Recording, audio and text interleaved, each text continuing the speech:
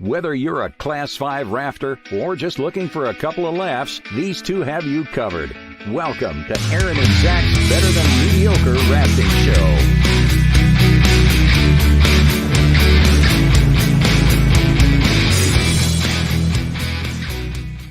Happy Friday, Aaron. Happy Friday, Zach. 8,600 subscribers. 8,600. I thought it was like 8,700 last week. We might have lost some. I think last Friday we were so offensive, we probably lost some. Maybe it was. We lost some subscribers. They're like, I'm done with this. Yeah, these guys are nuts. And so welcome to the show, everybody. It's Friday, so this is Aaron and Zach's Naive and Entitled Rafting Show. We're two naive, entitled guys attempting to talk about a sport we love, rafting. Remember, this is entertainment, not education. We're going to say dumb things. We might trigger you. We might. What are those? I'm woke, so Aaron might trigger me. He might say something that's offensive. Wow. And I might get frustrated by that. Wow. We're going down a path that I don't really feel safe with this conversation, Zach. You should. Anyway, remember, this is entertainment. We're just here to have some fun. This is Aaron and I on a Friday, just kind of goofing off. If people want education, Aaron, where should they go? To the Tuesday show? The Tuesday show, the Q&A show where we answer questions. That's more educational. That's a good idea. Yeah, I would say take a guide school, buy some books. Like, there's some great books out there. I have a whole stack of books over here. I just keep let me show over here my workbench. That stack of books over there, I refer to those all the time. There's all kinds of good rafting safety books. That looks like one of them looks like the what's his name? The Bennett book, The Complete Whitewater Rafter, looks like it. So I see that over there. That's a great book.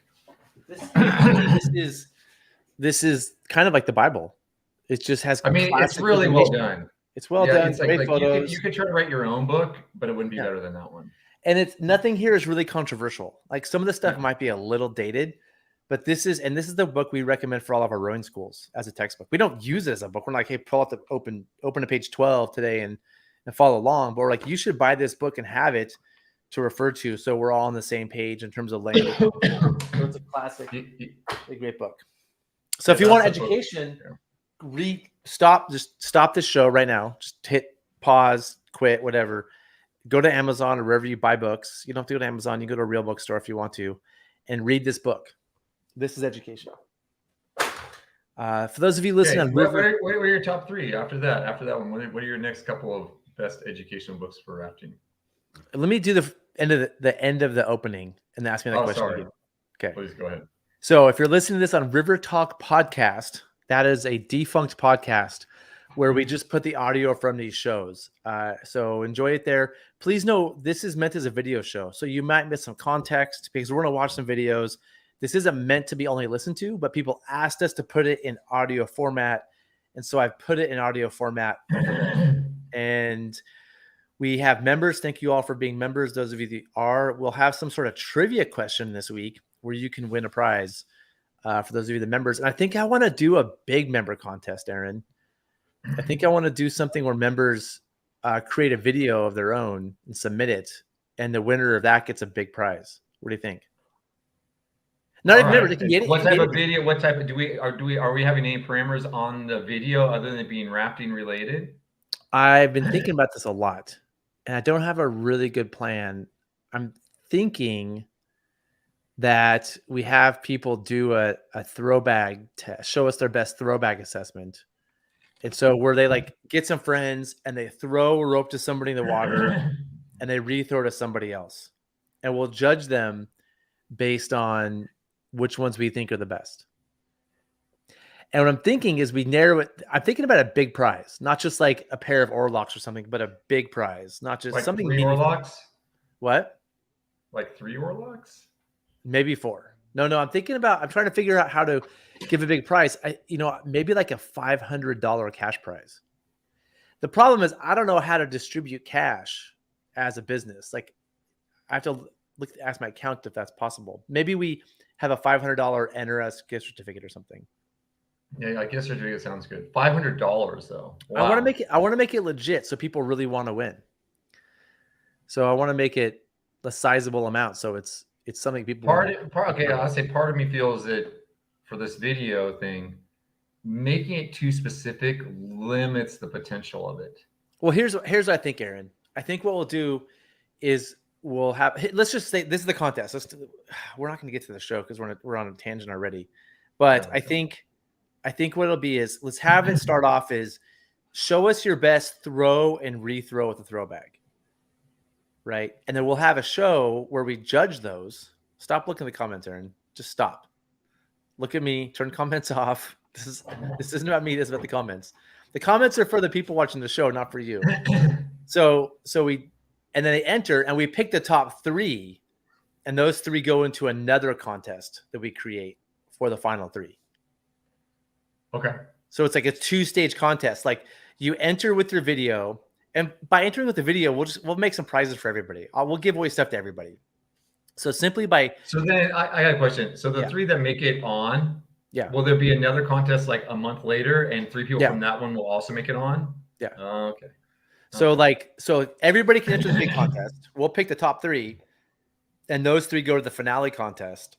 So if people don't have time to compete for this first one, they may have time for a future one. No. You got to do the first one to even get invited to the second one.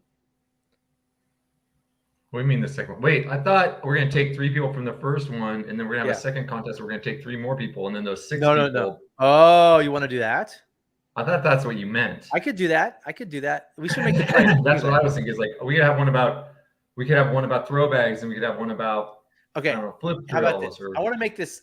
How about we do a contest for the throw bags, and the top 3 winners get $100. We'll get gift certificates or something, because I don't know how to give out cash as a business, or I don't know. We'll do $100. I'll figure it out. Can't you just Venmo them that and then have it on? We'll talk about this offline. There's some tricky things with how you give money away. I think I don't even know, but let's just say it's $100 prize, whether it's cash or it's like a gift certificate somewhere cool for the top 3 winners of that, right? And they get an invite to the big contest, and then we'll do another contest a month later, and the top 3 get $100, and then we'll do a big contest with a bigger prize. Okay. What do you think? We're just brainstorming right now. So those of you interested, I think we just start with the first contest, and we're gonna have to figure out as we go, and like don't get disappointed if it's just like let's do this. Yeah. There's gonna be size. So just in the first contest, the top 3 entries in this contest get $100. Everybody will get a prize. So if you just enter, send us a video that's at least decent. It's not just like you have to actually go film this. Don't just send us video from 10 years ago. What we want to see is your best throw and rethrow. And to do really well, you need to do it to pass an IRF throw bag assessment. We're not going to tell you what that is right now. You can look it up on the internet, but you try to do it at the IRF level, a throw and a rethrow with the throw bag, and where should they send your entries to, Aaron?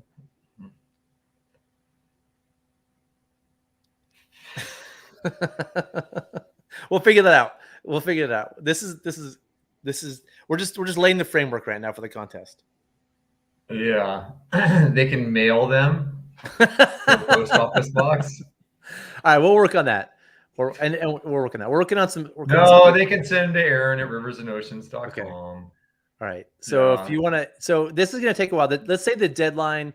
I'm going to be gone a lot, the coming months. So let's say the deadline for this first contest is September 24th. And you're going. Is that right before you're leaving? We're both going to Grand Canyon. Yeah. I think I fly down there on the 25th and once. Actually, let's do it. Let's do it October 15th. Let's give it more time so people have time, and then plus we can both get back from the canyon, and then we can do some shows on it. So October 15th is the deadline to enter the first contest, do a throw and rethrow, and the goal here is just for us to all get better and practice and talk about throw bags, which are an important thing. Maybe a Grand Canyon. Ooh, we're not going to do a Grand Canyon training class. That would be fun. That would be fun though. Can you imagine 18 cataracts in a training class in the Grand Canyon? That'd be amazing. All right, let me think about it. It would be expensive. I think even more fun would be 24 cataracts or 25 cataracts on the Middle Fork of the Salmon. No, we did one. What's the most boats you could get on a trip? We did a rowing school in the middle for a couple of years ago with 10 people, 10 or 12. We had a lot of but we had a lot of boats out there. It was tough. The camps on the Middle Fork, the camps aren't set up for that many boats. The put-in's not set up for that many boats. The takeout's not set up for that many boats. The people come to put in, they're just like boats everywhere. It's just a sea of boats. Yeah, it was. I was like, okay, I'm sorry. We're hogging the ramp. The whole time I was apologizing for how many boats we had. It was pretty rough. $500, that's an air spud. Yeah, I mean, we'll work on a sizable prize. I kind of want to just do 500 cash, just cold hard cash. What do you think? I don't know. It'd be pretty fun to give away a raft. A raft? Well, do you have a or raft? An air spud. The air spud. Give away an air spud. That would be kind of. Nobody wants an air spud. No, because then you would. I want everybody to want to enter this. Not everybody wants an air spud. I want this to be like, man, that's cash in my pocket. It would be too bad that NRS wasn't just sponsoring us and providing a gift certificate for this, and we could be sponsored by NRS. I mean, the easy thing we could be wearing NRS hats right now, and I'm not going to wear an NRS hat. I'm not going to do that. I would for money, actually. Yeah, I know. I would pander. Yeah, of course. Thanks for being a part of the show. Thanks for being a member. We appreciate it. A gift certificate for our classes.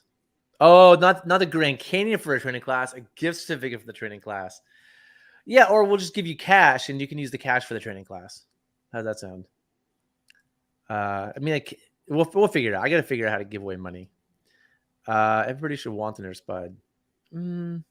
Okay, thanks, Michael. Yeah. It's debatable. Although you said GC, I thought that meant Grand Canyon. Hey, anyway, let's finish up the intro. So we'll have a trivia question. We're in a special contest. The contest will not be members only. It's for everybody. And for those of you that are members, Aaron and I will occasionally do some members only videos and stuff. So thank you guys for doing that. So this contest is for everyone. Yeah, you don't have to be a member of the contest. Yeah, it's for everybody. Yeah. What'd you ask me before? What was the thing? We were talking about the top 3 books. Oh, top 3 instructional books. Whitewater Safety and Rescue. Is that the one? Was that who wrote that one? Is that Nate's or is that the other one for Ferrero's? Yeah, this is actually the latest edition, the second edition, Franco Ferraro. Yeah. I think this is because I like it so much because it's not just rescue. People get so worked up about rescue, and this is 2/3 safety, 1/3 rescue. And so it's when we talked about the rescue curve, about prevention, lots of prevention in here. And so I really like this. That's my other Bible. And then, I mean, the third book could be, I'll bring out a few. I think are in there.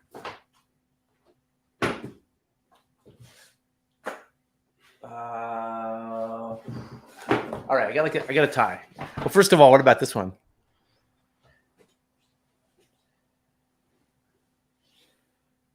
It's a great book. I just think it's too limited in its content to make the top 3. This is an entire book about river signals. He's got some amazing river signals in there too. Yeah, there are some pretty funny ones. Do they have to pass a test on those before they could guide or something? I don't think anybody knows all of these. It'd be fun to talk to Bill and test him online. It'd be cool to get him on the show. It would be really fun to get him on and be like, okay, we're going to review, see if you remember all your signals from your book. All right, I'm going to give you my other favorite. I'm going to make myself big too for these. Great. First one, this book changed my life. So I'm going to call this my personal third favorite because this book is the bomb. And it really did make me go a lot of cool places. So this is my personal third favorite. And the really good one, though, I would say is Doug Ammon's Whitewater Philosophy. Have you read this? I'm not familiar with that book, actually. I've skimmed it. I haven't read it, but it's really good. It's, Doug Ammon's a famous, really good kayaker. And it's a lot of stuff in here about just the philosophy of running hard rivers. It's a great book. And then I think for rescue, the Knowles Rescue Guide by Nate Ostis. This is a great book. I really like this one too. And look at one; it's a winner of a National Outdoor Book Award, a NOBA. From Knowles? No, from NOBA, National Book Award Company.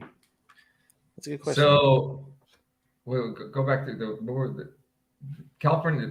That's Whitewater in the state of California. That's a really cool book. That's for sure. What else were the other ones? You got that one. That one, the Knowles River Rescue book, which is great. Yeah, and then Whitewater Philosophy by Doug Amon. I'll say his other book, his Idaho book, is really good. His Idaho guidebook is really good too. You wrote a guidebook to Idaho?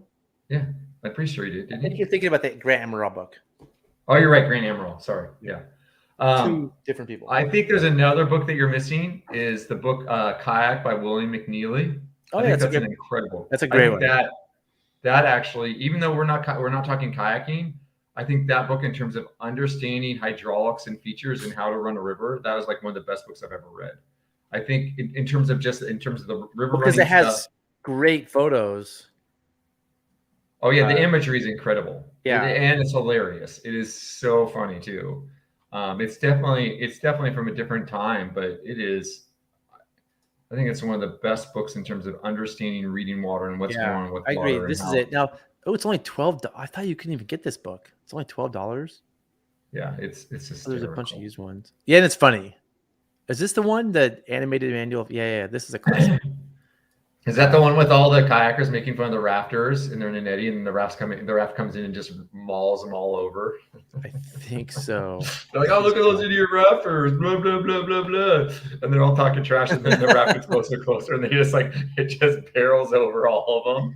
William Neely also wrote a guide to mountain biking. My first experience, because I was a mountain biker before I was a kayaker. I bought his mountain bike book in the 90s. And he has this thing where he says you should carry a little piece of tire with you. Stop looking at the comments. I'm talking to you. So rude. He says you should carry a spare piece of tire. So if you're spelunking, like put tire marks in the cave. Or if you're like rock climbing, put like a tire mark on a cliff. And so to just show the mountain bikers were here.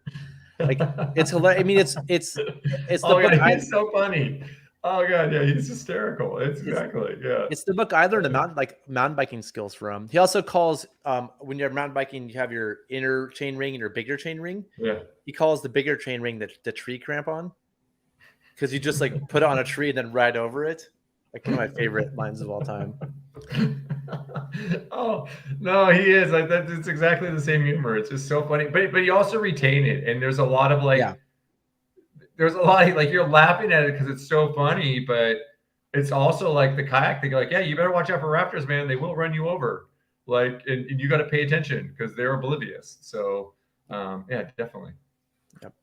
So those of us. All right. So we got some comments here. Are there other than 3 river signals? Yeah, there's definitely more than 3. Go that way. Stop. Eddy out. I mean, stop and eddy out are the same thing, essentially, right? So what's this? What's this mean? Stop. What does this mean? Eddy out. Are they the same? Pretty much. When I tell you to eddy out, what I am I telling always you to do? wondered that. Are they the same? I mean, they're really close. When I teach this, I just say there's some subtlety. There's like, hey, stop. This is like a casual stop, right? You can't see it far away, but if I just look back and do this, I'm like that. Everybody knows what that means. It just means stop. That's a casual like pull over. Does it with one hand? Yeah, just like I'll just look back. You know what this? If I did this to you, you would know what that means. But if you went like this, that means go middle. But this is different than this, and it's more meant as like a 1-to-1 thing, not to send it 10 boats back. So if I just want to look back at somebody and I'm like, hey, I need you to stop, I might do this. I might just do this. That also just means catch an eddy, or this means catch a specific eddy. If I feel like there's a danger, I'll do this. This is like, hey guys, seriously, stop. Or my paddle, I'll go paddle over the head. So there's like, hey, there you go. Zach's got like 10 different signals for stopping. So stop is, there's a lot of subtlety to it, because do I mean stop in a hurry, or do I mean stop, there's a danger, or do I mean just stop, we're gonna have lunch? Is there a casual stop or serious stop? Stop over there, stop over here. Stop at the first place you can, right? And so I think you can address that with some subtle signals if we all agree on different ones. Okay. David Gilbert, wood. There's not a commonly accepted signal for wood that everybody uses, but when I'm boating, I'll say this means wood. I'll tell people that's what I'm using for wood today. What's this one mean? Throw bag? In there. You're like surfing in there. You're in there surfing. Is that a surfing thing or a rafting thing? No, I think it's a kayaker taught me that one. I don't know if it's actually true. I mean, you're more of a kayaker than I am, but a kayaker taught me that. I've never used a signal.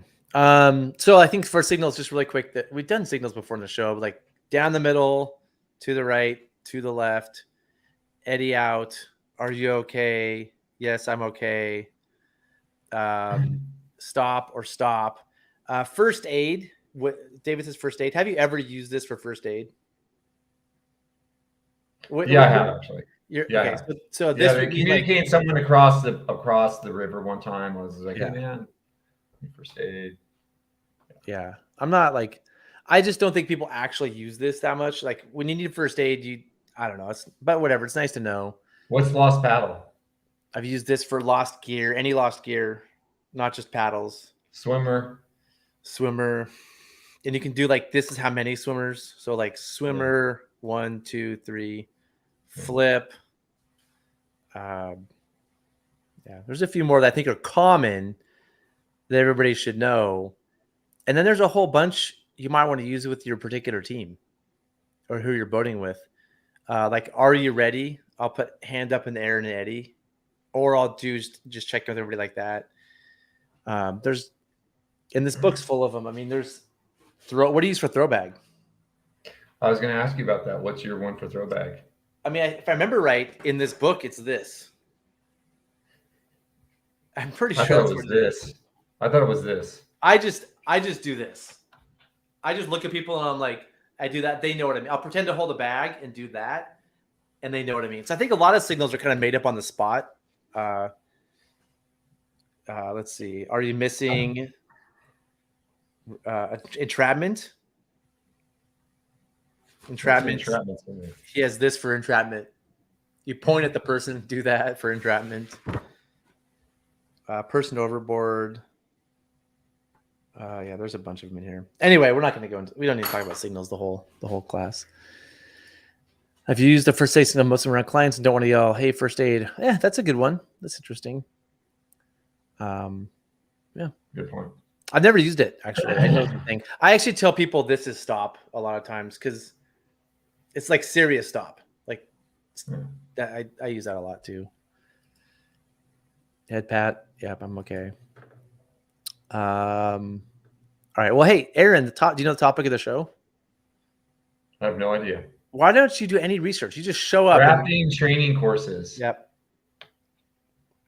So we're going to have a more nuanced debate about rafting training courses in a bit because I feel like it keeps coming up, and it came up in the Q&A show with Dougie and I the other day. But before we do, I want to bring up pins and clips again. Remember we were talking about this one the other day, Aaron, which I think is the classic. I hate that one. Yes. You shouldn't hate it. I'm a hater. Is this the one you like? Sort of. No, part of it. You bastardized it though. No, I didn't bash it. Somebody gave this to me, so I didn't do it. No. I like the rubber stopper on the top. You like the nut or the bolt up here, the head of the bolt up here through this rubber stopper. Yeah. And the nut ends down here with a lock washer. That's what you like. No, you screw it. You have the bottom of your. Basically, you have that on a creek frame, and then you've got bolts welded on the creek frame. A bolt weld on the creek frame. So you screw that into the creek frame. I'm good. That's what I like. It's so solid, and it just works so well. The problem is it's not interchangeable to other boat types. No, but it's reliable. You're not going to be in the middle of the rep. It's never failed me. The type you have has failed me so many times. This one has failed you. Yes. No. That one's never failed me. Why has this one failed you? Because the stupid little ball on the top's popped off. Yeah, put a lock nut on there. You're done. Even with a lock nut, don't tell me you need a lock nut. Don't tell me that. I've never had a ball. It's been a while. It's been more than 10 years. And that's the other problem. You lose the ball, you're hosed. You bring a spare ball because it happens. And the rubber's soft. Check on it. But anyway, Aaron, my issue with this one is, first of all, if you're guiding Cherry Creek and everybody has the exact same frames, you're fine. Screw it into the frames. Awesome. This thing is bomber, right? Except for this, don't ever use these for the that part makes it. That's garbage. And I'm not a big fan of the PVC around there. The PVC, I'd rather have the thinner clip with the metal versus the PVC. You're holding that. What you're holding with your hand right now is PVC. Yeah, see, what do you hit down you hit these things? You hit your little thingies down more. Like this is made to go over this one. Are you saying like, you just but you grab plastic the off? other one. Grab the other one. Make this thinner. No, but grab your other pin. Compare the two pins. One pin is way smaller in diameter than the other one, correct? Yeah, not way smaller, but yeah, it's way smaller. Like you can slide that clip easily like on the one. You can 15% smaller. Yeah. Already used to run pins and clips with the plastic over it, and that piece of plastic would break. I remember that. I was thought that it would wear down and it would crack. I just don't. I like the metal better. You would take this thing off. You would take this lock nuts on here pretty good. Basically, everything. You would run straight against this. Right against that. Well, I have the sleeve on it like you have on the other one. You'd use the metal, so you take the metal sleeve off of here, yeah, and put the metal sleeve on here. Got it. My only issue with this, now I'm not sure if we did have a metal sleeve on there or not. I can't. Yeah, we did. Yeah, we did have a metal. I think you would have had to. Yeah. Because I remember, because the one thing that sucks about this is if you bend the pin, right? Because you bend it, then you'd have to take a hacksaw and you have to cut off the end of it to get all the rest of your thing off of there. Does that make sense? Yeah. No, that's so. Aaron, I'm going to say this thing has a lot of stuff on it. So this is really thin, right? You wouldn't use just this by itself, but you would use this. I bet this same, like on these, they have, this is a part of, I use, this probably fits on here really well. You do that. Yeah. I think that allows it to move really nicely. Yeah, and it keeps the stirrup from compressing down if you do it right and run. And I, like we talked about last time, I make it a little shorter, have a washer on each side of the stirrup, and have a washer on the bottom so the stirrup would never compress down. Okay. So that the stirrup maintains its shape all the time. Okay. I don't mind these that much. I think I actually slightly prefer it because this is, if you're gonna fall on something, yes, I'd rather fall on this one than this one. Yeah. Because this is hard plastic. This is rubber, so it's not, and it's big. It's more of a surface area to hit. I'd rather like hit my ribs on this than the ball for sure. And if you're going to high side, which one would you rather grab? I think it's bigger. It's a nicer. To grab. When we run Toadstool, I'd always go up and I'd grab that thing every time, and I have one hand on it, and it's a solid. Yeah, this is harder to grab for sure. Yeah, if you're gonna jump up and grab the oarlock, this is a much nicer handhold. Yeah, I'm with you. I'm trying to be with you here. Here's my downside, Aaron. mm-hmm. I think the issue is that this distance here doesn't fit through everybody's little hole on their frame to put their oarlocks or things. Totally agree. And so this one is you have to make some adjustments. If you have the little triangle ones that go up, if you put some spacers down below, you can make it work. But it doesn't work as well. You know, if it fits, if it fits your setup, sweet.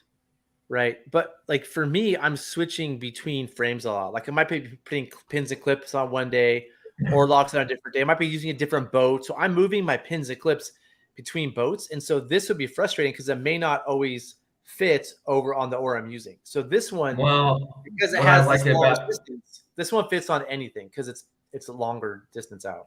But and Zach, I'll say what you're saying is a negative of it is what I also found the positive of it is it's like it has less moving parts. It has less stuff to keep tight. It's like you just screw that thing in, hammer it in onto your frame, and it stays there. It's there. It's not going anywhere. Assuming your frame has a lock nut welded on.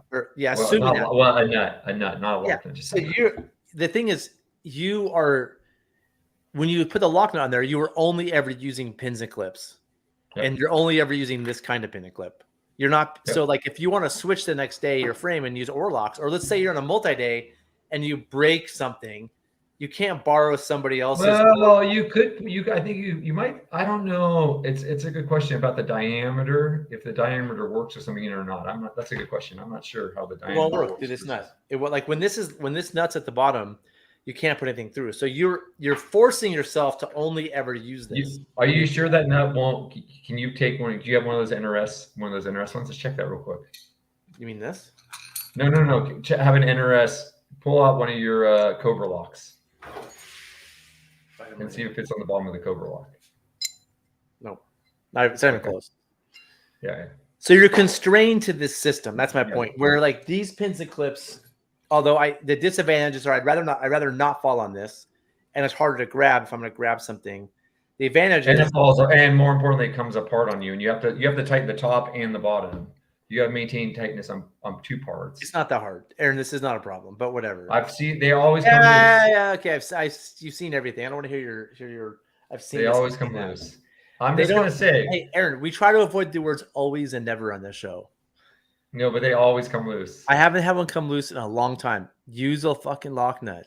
Sorry to swear, but it's so frustrating. On the bottom too, you've never had them come loose. I use a lock on the bottom too. I also know to use a wrench. Well, it sounds like you're taking them off and on so much that you're always tightening them down, so it's not a problem. I am taking them off and on a lot because I do. Some days I'll run pins and clips. Sometimes I'll run spinnies. Sometimes I don't know, do something else. I'm moving around all the time. Almost convinced pins and clips. Cool. Any reason? Yeah, put a clip over there. If it fits, do it. It'll work great. And we're not here to. I say it's a little trickier sometimes to get all that material through the stirrup, depending on how big your how big in diameter your oars are. So I would check it out beforehand to make sure it works. Because I have had that problem where you can't just put it on top of the rope wrap, but sometimes it's too bulky to get easily through the stirrup. And you'll just unscrew the little knob on top, since it's really easy to do on Zach's, and you can just slide it down on top and then put it on, and that'll take care of it. But yeah, we've talked about this before. If it fits, it works. If it doesn't fit, it doesn't work.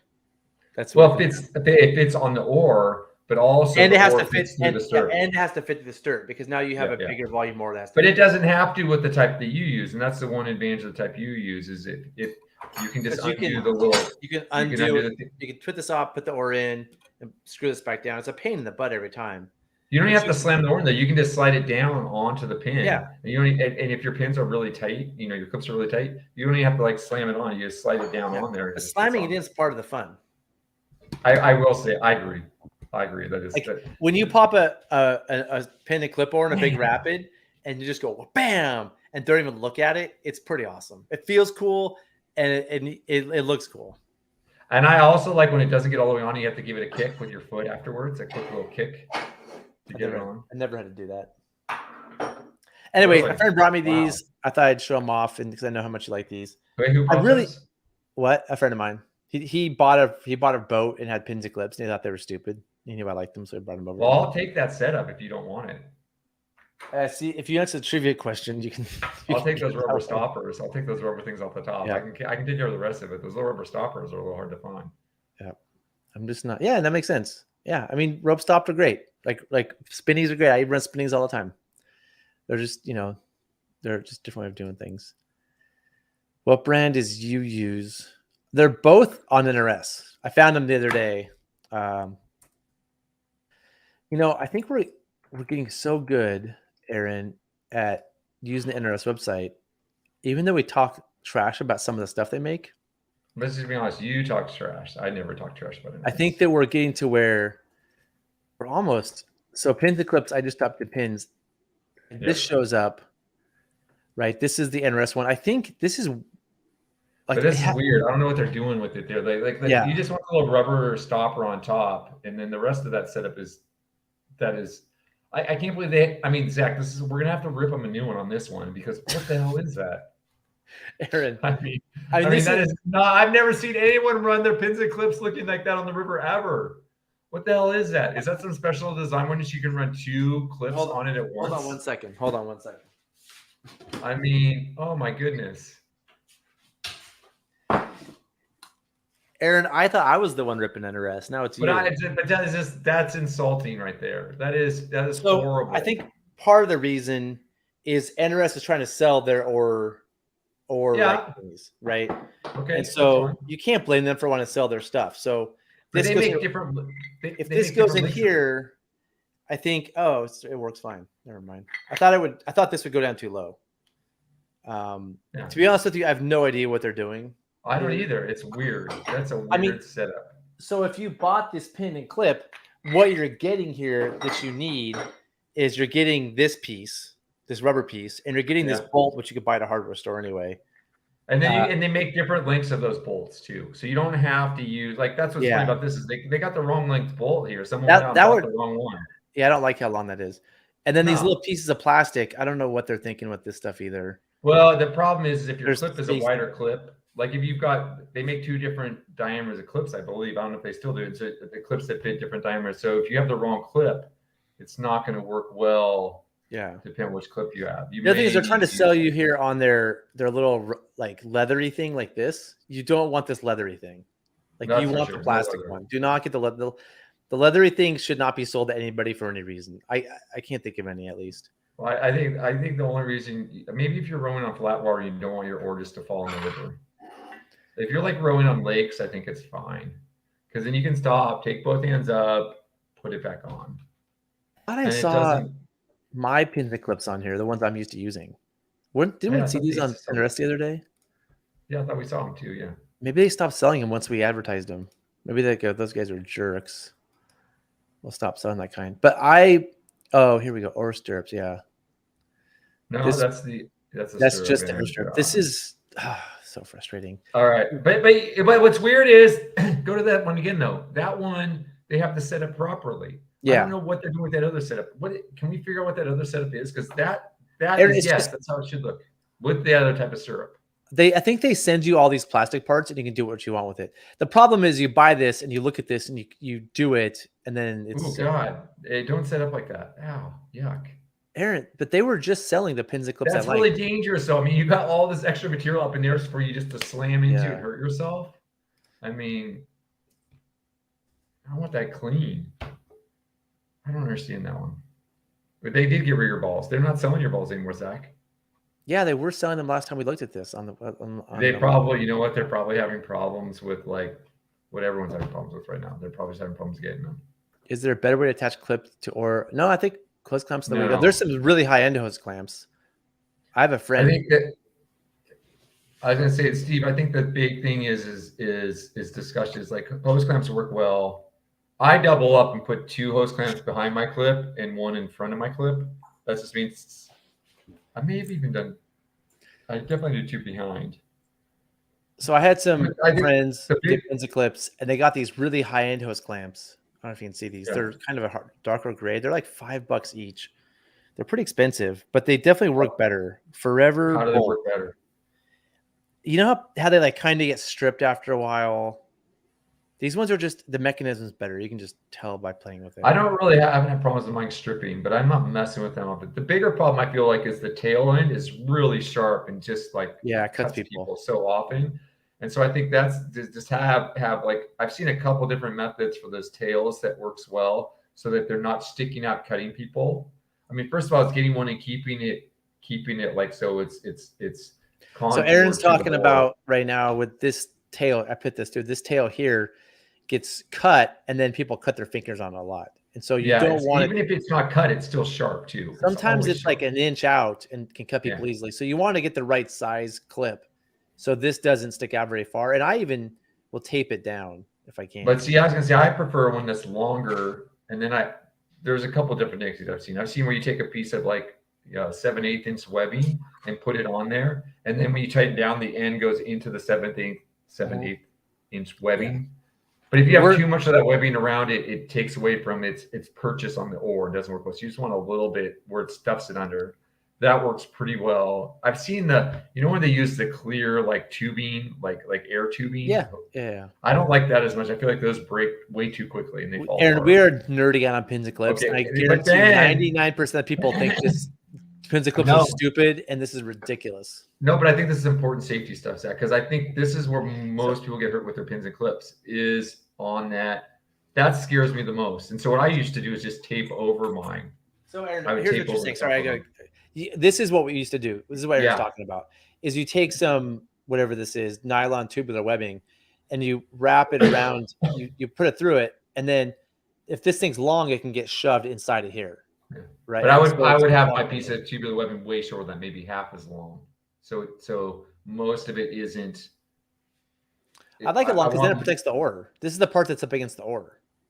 Yeah, but the thing is, then I feel like it gets wet and then it gets softer, and I feel like my oars spin a lot more often when there's a lot of webbing on the hose clamp. And so if I have less webbing on there, it does better. But what Aaron's saying is when this tail gets longer, you can then shove it inside of here and it's protecting you from getting cut. So this is, using this, whatever, this like 1/2 inch, maybe like 5, 6, 7. Oh, 6, yeah. 5/16, whatever it is. Yeah. Tubular webbing, just use that. Aaron's saying some people use plastic hoses for this. And I've seen they just kind of like wear out faster and they start getting dirty, like terrible. This looks tough. This looks cool. But I'm going to say this, Zach, with my oars, I would set them up and then I put duct tape over them. And I didn't have problems with them. They didn't need to be adjusted and they were solid. And then actually, I wouldn't even use the duct tape. I'd use that other tape, like the black tape that you use for like electrical tape. The thicker stuff, the wide stuff. I forget what it's called. But you like what you would use to wrap like a pad on top of your truck or something like that. Yeah, that tape was great. It's super thick, lasts a long time. Wrap it around a few times, and you're not worried at all. And then like I said, if I'm going to high side, I can grab on anywhere I'm grabbing on. I'm not really worried about it. It's not sharp, and I cover the whole thing, including the mechanism you tighten down. Just tape over the whole thing so it's all smooth. And I think that's the best safety practice. That's best practices as far as I'm concerned. You're not that interested in this, are you? No, I am. I'm bringing something up right now just to get ready for a question. Barrett, didn't you say I didn't like the NRS pencil clips? I don't like how it's set up here. I think I prefer the ball one. Aaron prefers this one. But how they set it up, I don't like. I don't prefer this one. I prefer this. I prefer the other one, not that one. Did you like this ball? You like the ball on top. I like the ball. I like the rubber stopper on top. You like the rubber stopper. I like the balls. Whatever. We can agree to disagree. But I think what we are both really offended by. Oh, here we go. This is the oar stirrup you should get, the Carlson oar stirrup, the plastic one. Yeah. We're both very offended by the. Let me find that page. Or clip. No. Anyway, this flappy thing around it is awful. And it should not be for sale. Like, people, in my opinion, should only use the plastic Carlson ones. These ones are just awful.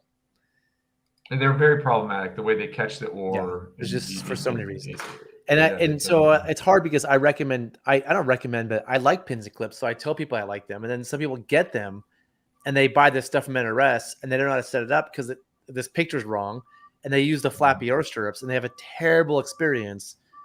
And I'm like, yeah, it's because you bought this thing that wasn't really. It's kind of interesting, how they don't set them up for success, and then people are like, "Oh, rafting sucks," and you're like, "Well, yeah, because pins and clip." Well, they're like, "Pins and clip sucks." Pins and clips. Okay, cool. Whatever. I don't argue with it anymore.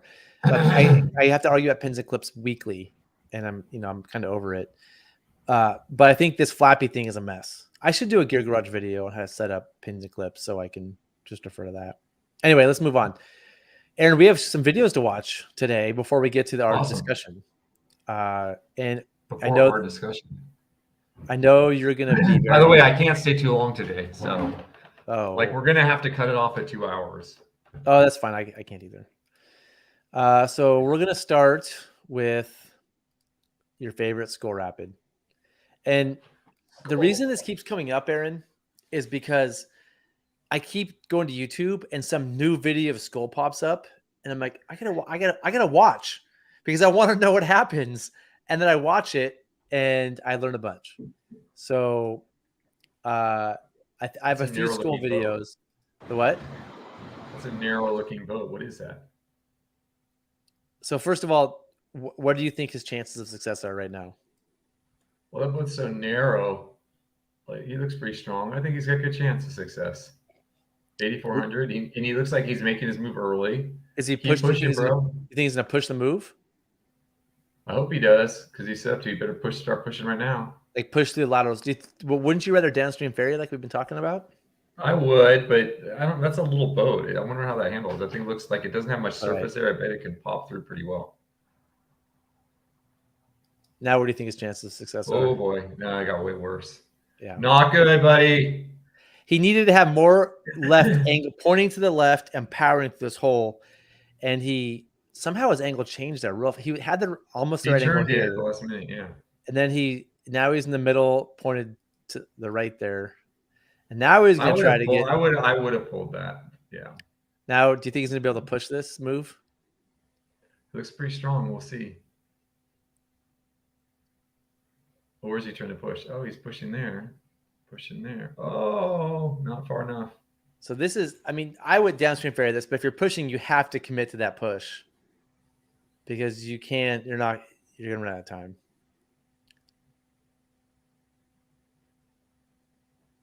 I mean, that boat, you're hosed if you're hitting anything sideways.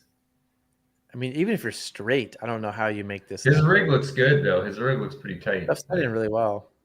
Yeah. All right, so that's the first one. Yep. I got a few here to share. Share screen. Here's another one.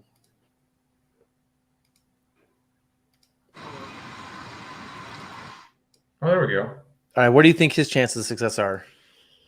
Well, he's got a bigger boat and he's pulling backwards, so I'd say higher, 80%. Downstream ferry. He's wearing a sun hoodie, which that's a good sign. That means he's cool. Well, I think sun hoodies have become more popular, but people wearing sun hoodies in general, spending time outside. You know, they're not just like going out once a day. Like you know, oh, that was an interesting move. He turned early. Oh boy. He crushed it. That was great. Where was that big wave? He went kind of down the middle. I think he just got lucky and didn't break on. No, he went left. Oh, I should have to find out where it was again. I have to catch up.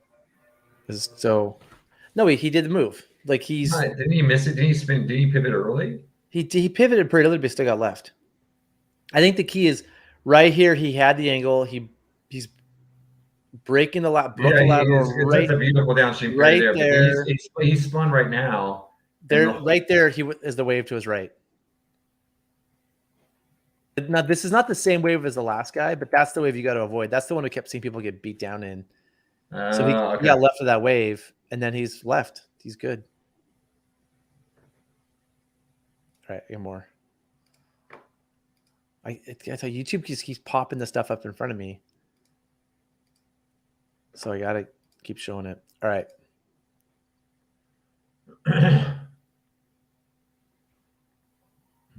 All right, can you tell? What do you think so far? What are your impressions? I like his oars. Those are beautiful oars. Those are nice oars. Do you think he's going to make it? I would like to see his butt a little farther downstream at the moment, but he has a chance. We'll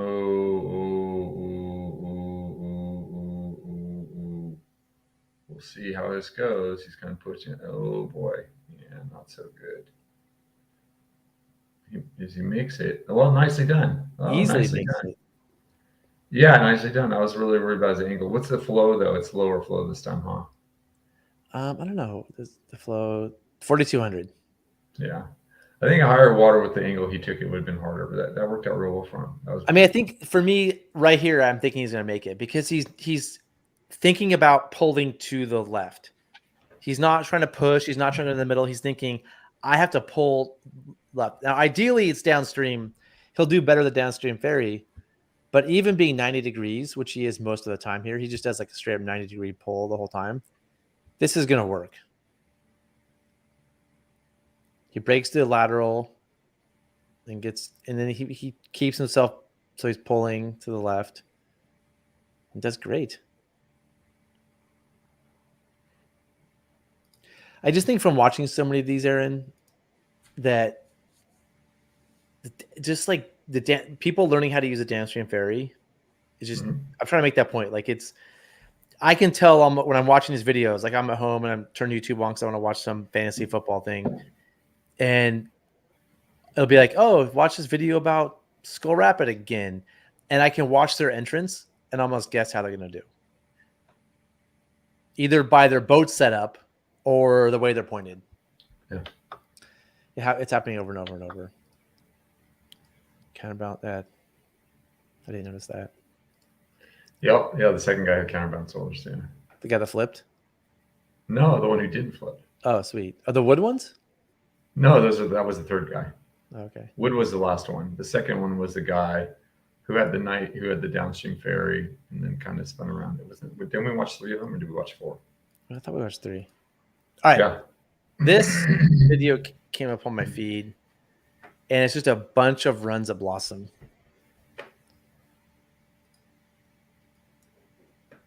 I'll fast forward some of this. This is just a guy taking photos. First of all, I don't know anything about drift boats, so I can't tell you if this is good or bad. But this looks bad to me because he's just pulling against the current. But maybe that's what drift boats are supposed to do. Well, you can't go over. I mean, you're going to hit a lot more rocks because they run a lot deeper in the water. So he's just trying to stay in the deep water too. That's a big part of his line. I mean, and part of it is the way part of it is fishing guides. They're slowing down all the time, so they're used to just rowing backwards like that. That's how they run the river. But I mean, it's a beautiful line. That's hard to do what he's doing. Oh, that's cool. Oh, wow. That's cool. Man, he styled that. Yeah. It's amazing how fast these boats can just stop. Yeah. That was a beautiful line. Wow. All right. Next rapid. Counterbalance doors, flip lines. It's already a bad start. Okay, right there. Any thoughts here? I think he's okay. We'll see Why are you assuming it's a man? How dare you? Okay, I assume she's okay.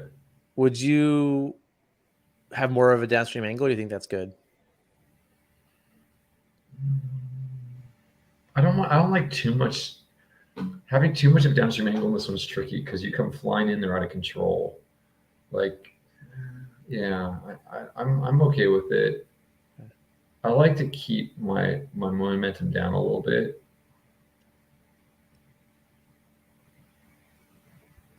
Yeah. Came through nicely. Yeah, I think that's a nice line. Is that a wing? I think it's a wing. Oh. But you know what? They got the key spot there. Now they're ping ponging down. Yeah. And that's what makes it so much more impressive what the last guy did in the drift boat is he didn't hit any of those rocks. I mean, that drift boat, this boat's a lot heavier than that drift boat though. Yeah. Like I give this. But that's why I would have pulled upstream and slowed down more because I think that person had a lot of downstream momentum. If they were going a little slower, it would have helped them through between those rocks and blossom. So in general, I want a downstream angle, but there, the blossom, I kind of want to slow it down a little bit, just so I have more time to make my moves.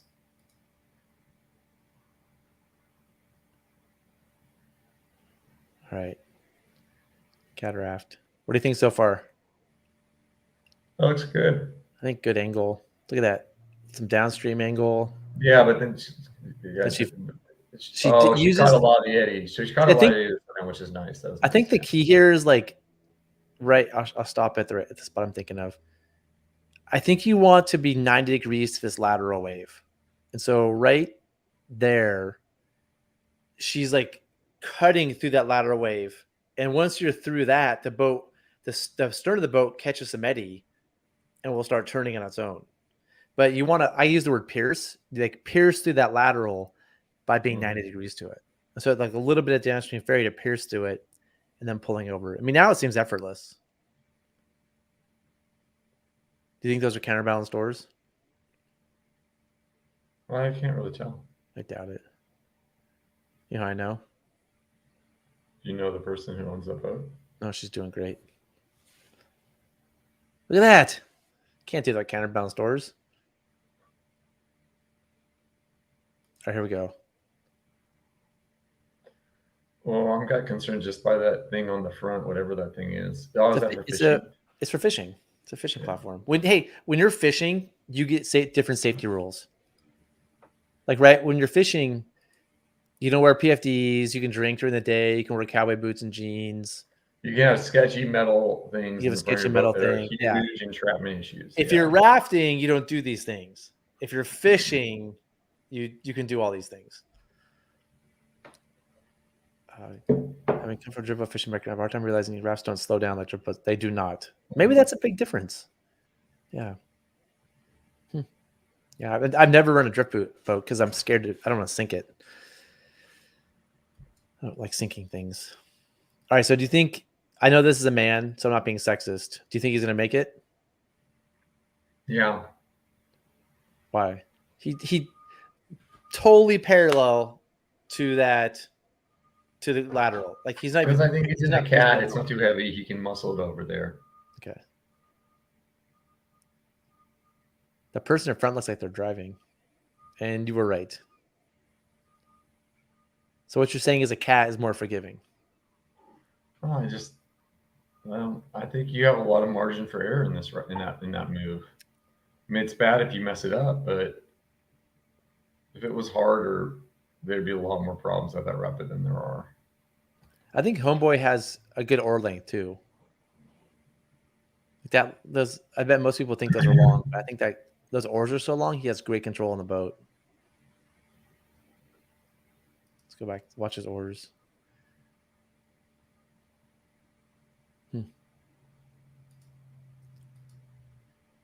Let's go back. All right. What about this one? I think he started his move early, which is good. I'm almost worried about him in that rock and bouncing back out. The rock to his right? Yeah, the one down below. This one here or the next one. There's another one down below it, right? Wow, he got that real nice there. I think that people mess up this way a lot. This is I'm going to keep coming back to this. He had no downstream angle, not even 90 degrees to the current. And so the lateral right here is going to push him back center a little bit. Yeah, but it's such a small lateral, and you need to be slowing your momentum down. No, you don't. I don't Yeah, think you do. I mean, you need to slow momentum, but there's an eddy right there. So if you catch the eddy, you can basically stop it. I can stop an 18-foot gearboat in that eddy. I can downstream ferry and just catch the eddy almost behind that rock. But most people, this guy's obviously a good boater, but a lot of people would do that and they would lose their angle right in here somewhere. Let's go back. This is where problems from Blossom come. This guy fixes his angle, but they come through. They try to pull over on a ferry upstream. They lose their angle right here, like he kind of did. He fixes his. He's calm. Yeah, but if you lose a little bit. Even if you lose a little bit, you pull hard a couple on your left oar and you drive that back into that slow water, and it's slowing you down. If you have the skills, he had the skills to do it, but not everybody fixes their angle first, and that's how they get in trouble. Also, his perimeter line is a little loose. His Eco Challenge perimeter line. That's a good line, though. Let's go back to this one.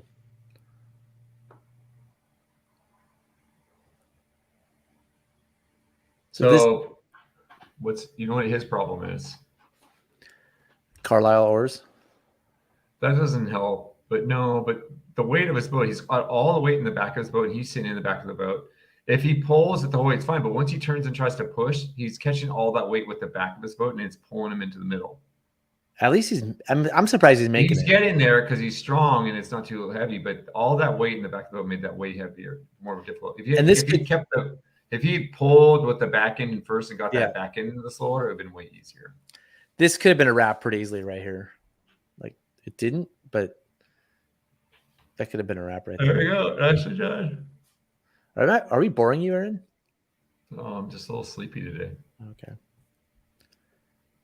I can take a little nap if you want when we're done with Blossom Bar. No, because we got to talk about raft classes. This is the last video, then we'll talk about raft classes. I'll stop. Oh, good. Okay, I didn't know how much longer. That's why. Dude, first of all, I like his oar length. I can just tell, like, he has the right length oars, which is nice. It's a refreshing thing to see. And again, like my choice is to not be parallel to this lateral. I'm gonna say this over and over and over, but to have at least 90 degrees, maybe some downstream angle to break through that wave.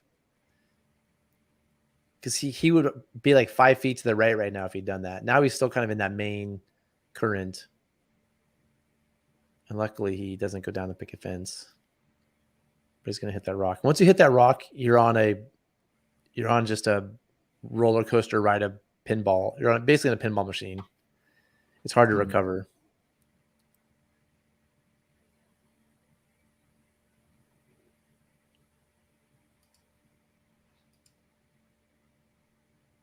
This is a cool angle.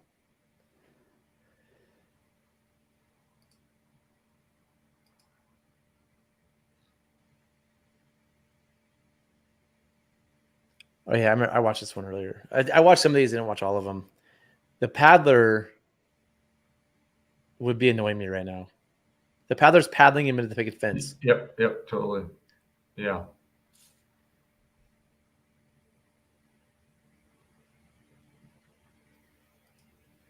Like the paddler's trying to tell him what to do, I think. Like, go over there. And then he's paddling him into the picket fence. Yeah, it's kind of weird. Okay. Yeah, So odd. one thing, see how the oar popped right there? Mm-hmm. It wouldn't have done that with Cobras. So this is my point with Cobra oar locks. This guy looks like he's using the Sawyer A. First of all, if you're using the NRS oar locks, the oar may not pop out because they don't flex. And so if this was the Cobras, they'll pop out of a Cobra. The Cobras, they will. Let's go one at a time. The NRS oar locks, this might break his oar with the NRS oar locks. If he has Depending the on which Cobras, type you have. all the new ones are crappy, as far as I know. I'm pretty sure they're all crappy. All the ones that maybe there's some old good ones, but the new ones no. If this was a Cobra, it would have gone more vertical before it snapped, and before it came off, and it might have snapped. So I think the nice thing about the A is it comes out at the right time, so it doesn't break an oar.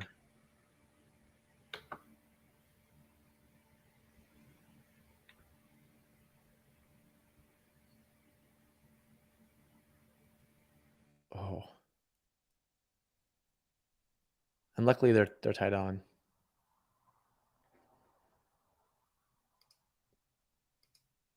I think these are friends that are all rentals. There's like they like to have the paddler in front. Again, the paddler's fighting now he's paddling the correct way. Now he's not paddling correctly. His technique isn't very good, but the way he's paddling was helping. But he's paddling forward and the guy's running backwards.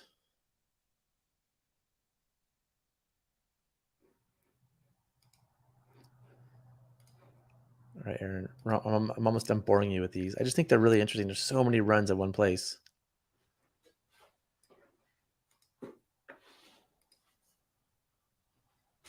Oh, Aaron left. So this is the best line of the whole thing. And of course, it's a small cat, so it's pretty easy. But the thing I like about it is that she's kind of looking over her shoulder. This is a classic downstream angle. And what I've been talking about before, she comes to break that lateral 45 degrees and do a downstream ferry, breaks through it, and then she's in the eddy just relaxing. And she looks so calm and poised through all this.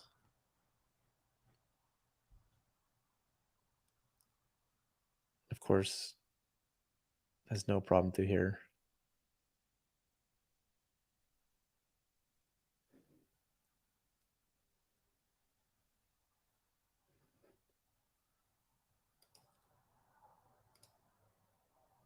All right, just a few more.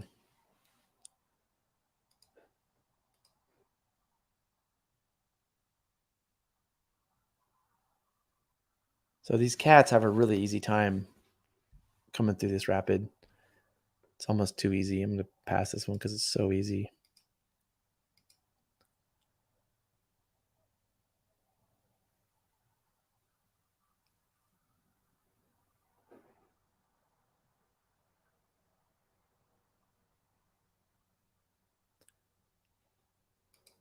And I know I sound like a broken record and I like talk about this over and over and over, but she again is like parallel to that lateral.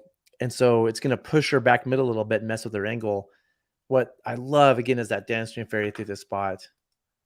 And so it's going to she overcomes it though. She's a good boater. So she just basically had no problem. Wow, that was impressive. Usually when you hit that lateral, it changes your angle and it sends you back middle, but she does a little correction stroke there. That's pretty sweet. So right here goes through it. It messes with her, but she does a nice stroke. She keeps it straight. It comes through here. That was nice.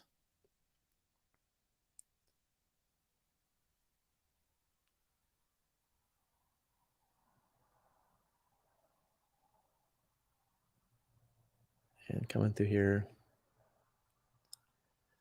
She had such a good line. She can take her time through there and now pull away and miss this next rock, which caused a lot of people problems. That was a sweet, sweet line. It wasn't the way I like it done, but I really like that downstream ferry, but it worked great. All right. Well, we have one more video to watch. Oh, Aaron, are you back? Where'd you go? I've been here for a while. Oh, I had to in the background waving at you. Sorry. I wasn't looking at the thing. I was looking at the video. I'm in a different window. It was nice. It's nice listening to your solo analysis. That was great. Yeah. Downstream ferries. All right. Sorry about that. That's okay. I forgot I have one more video, and I thought that was the last one, but I have one. Geez. No, this one's really good. You're gonna like this one. This is a time lapse of a blossom bar rescue.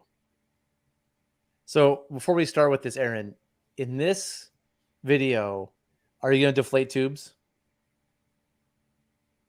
Well, the whole thing's underwater, so it'd be really hard to deflate tubes to make it help. Yeah. Probably not. So what would you do to get this boat off?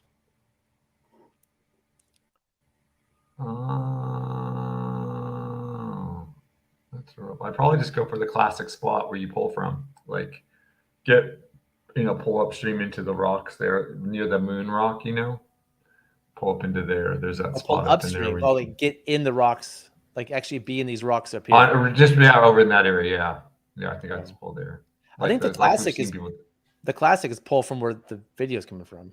The classic is from shore. Yeah, that's a long ways. I like that. I like that spot. We've seen that people do that before, and I feel like there's a lot of water going to the right there. I'd want to look at the raft a little closer. It's hard for me to see right now with just like how far away we are.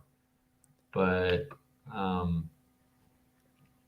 yeah, it's not that clear which side it's more on. It's hard for me to tell from like the footage from my view is not that clear. Is that a raft or a cataract? It's a ducky went out there. I think this is Eric Weisseth, my friend Eric, who runs Orange Torpedo. He duckied out there. I can tell it's an Orange Torpedo ducky. I think it's a raft stuck, but I'm not sure. I've done that before, duckied out to rescue a raft with no one on it. It actually works pretty well.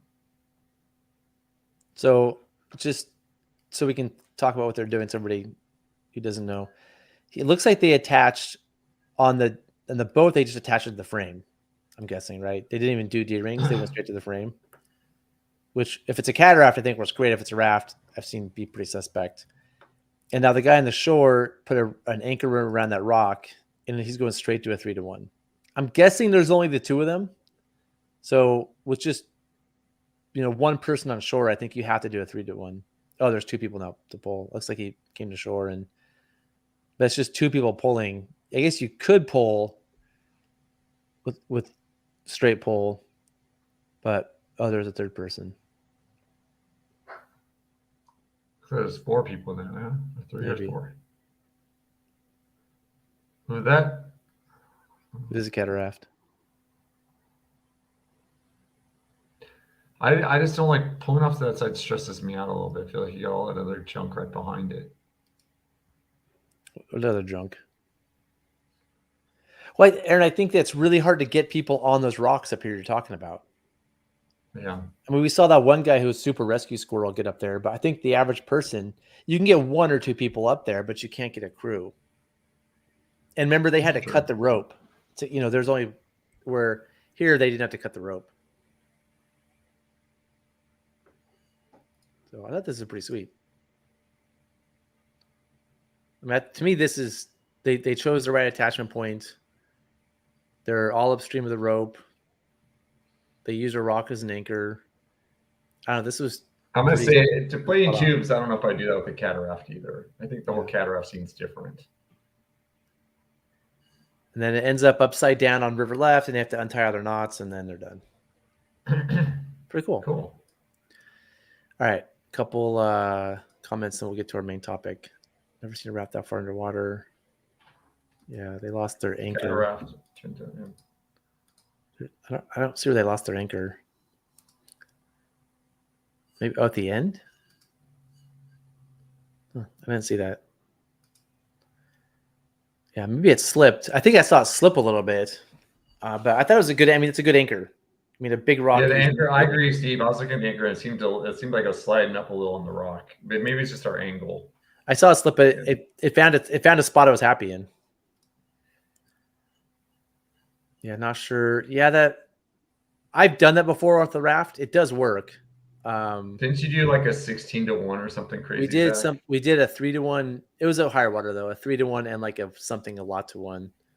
There was this guy on the trip who was a super rescue squirrel, and he was like, "Oh, we're more power," and it was weird. Yeah, I agree with Sean though. I feel like I've seen a lot of them be really hard to pull off from that side. But I think they had the right angle. I mean, Eric's done a cataract is easy to pull off. Let's just be honest. Cataracts are much easier to. They're easy to pull off, but I think that same thing works. I mean, we've been involved in a bunch of raft ones like that. I haven't physically been there for many, but Eric has. And so it's like a wrap at rock garden. Once you've done a couple, you're like, all right, guys, attach this D-ring, use this rock, pull this way. Once you've done it a couple times, so Eric, they just showed up like attach onto this side of the boat, use this rock as the anchor. 4 of us will get it off. And if it was a raft, maybe it would take 5 people, or maybe it would take a little longer. Yep. Eric W is cool. Yeah. Great guy. No, it's off in the air. Oh, at the end. Yeah, that makes sense. That's the nice thing about using a rock as an anchor is you can just slip it off at the end. Where a tree, you have to untie the knot sometimes. They're able just to slip it off. It was a pretty round rock. It worked. All right. The angle. I don't have the video anymore to pull it up, but I mean, it was on the rock when the boat came off, and eventually it came off. Eventually the anchor came off when the boat came off. The angle was for sure better more than upstream pulling against more current. I really like that upstream angle. Let me find this video and pull it back up. We can address all this stuff. I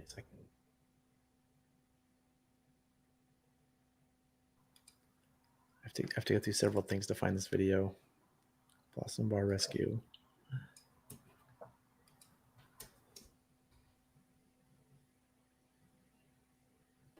Share.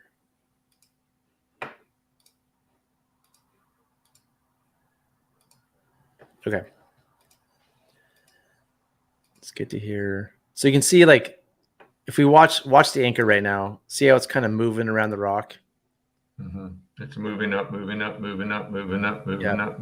question is it going to stay?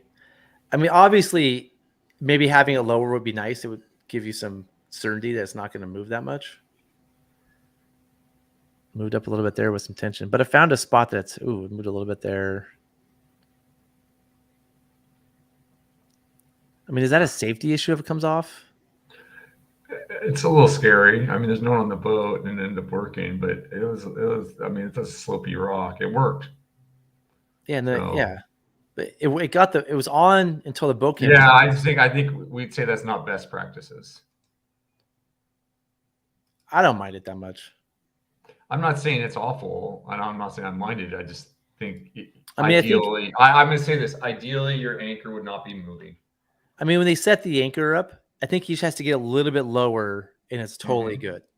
So, like, yeah, this isn't best practices, but it did the trick. I think they got the boat off. Yeah.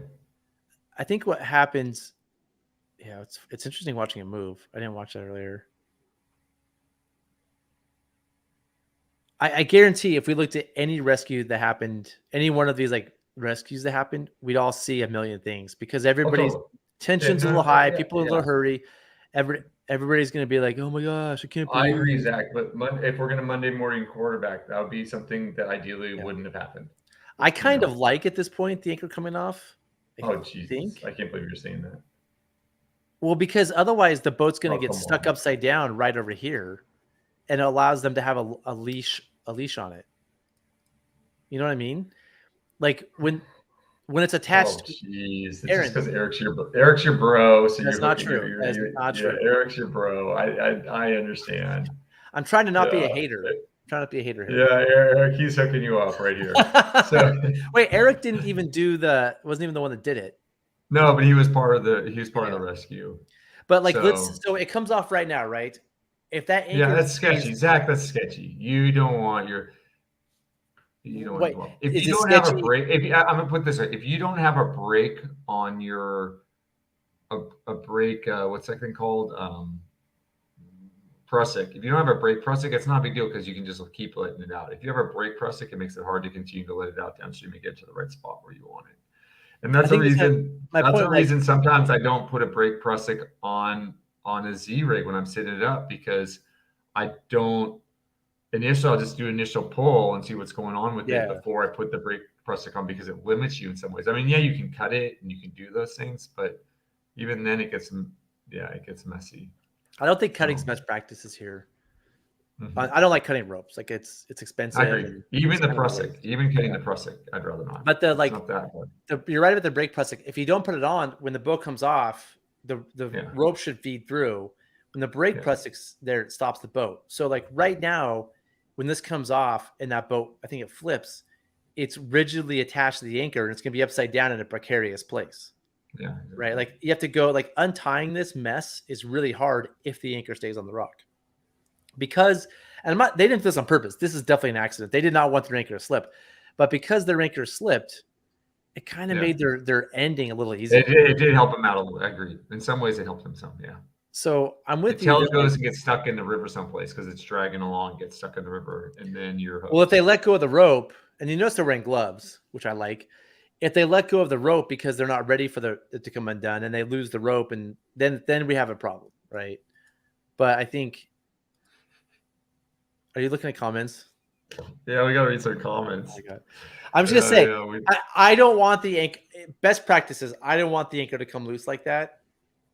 But I'm also like, it ended well, and I'm not freaking out about it. I agree. It ended okay, but that is definitely not optimal. All right, and if you see that, you can change it before it. Before we get to all the comments, I want to just go through them one at a time. I really like this angle. Oh man, what did I just do? Hold on, I'm a big fan of this angle they're pulling. I would actually want more of an upstream angle. So if it was me, I would have maybe gone 10 feet to the right and pulled for that angle. I find that like if you pull on far D rings with an aggressive angle and you peel the boat off, that's usually what works in my experience. So I really like their angle, and I would maybe even do more. I wouldn't do less. Less you're pulling the boat down the rock, and that's messy. My thinking is always like peel the far end up and have less water catch the far end, and then if you peel the end over a little bit, more water will push the close end down. Well, Zach, here's the question. Why is the raft not moving downstream? Because there's a rock in the way. Because of the friction between the raft and the rock, right?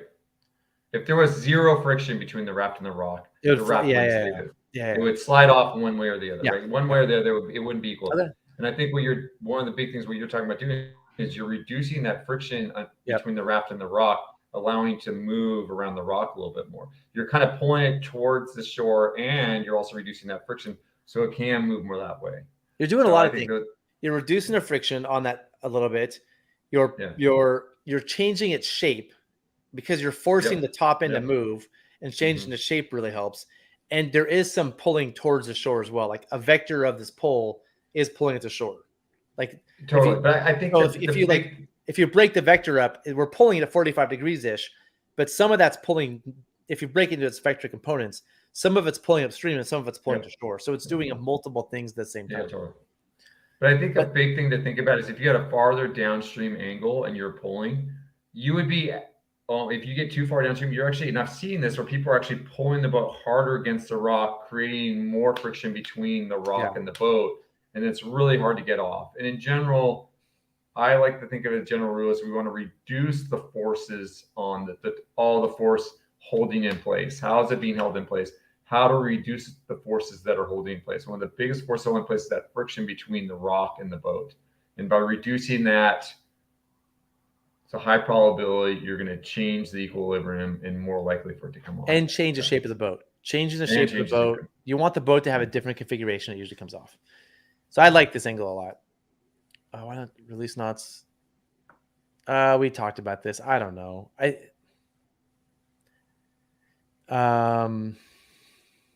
think it's the Moonter. Moonter. We just talked about this last episode a little bit. Releasable knots like climbers, like releasable the mule knot. I'm gonna say this: the big difference is we're not tying knots all the time. Yeah.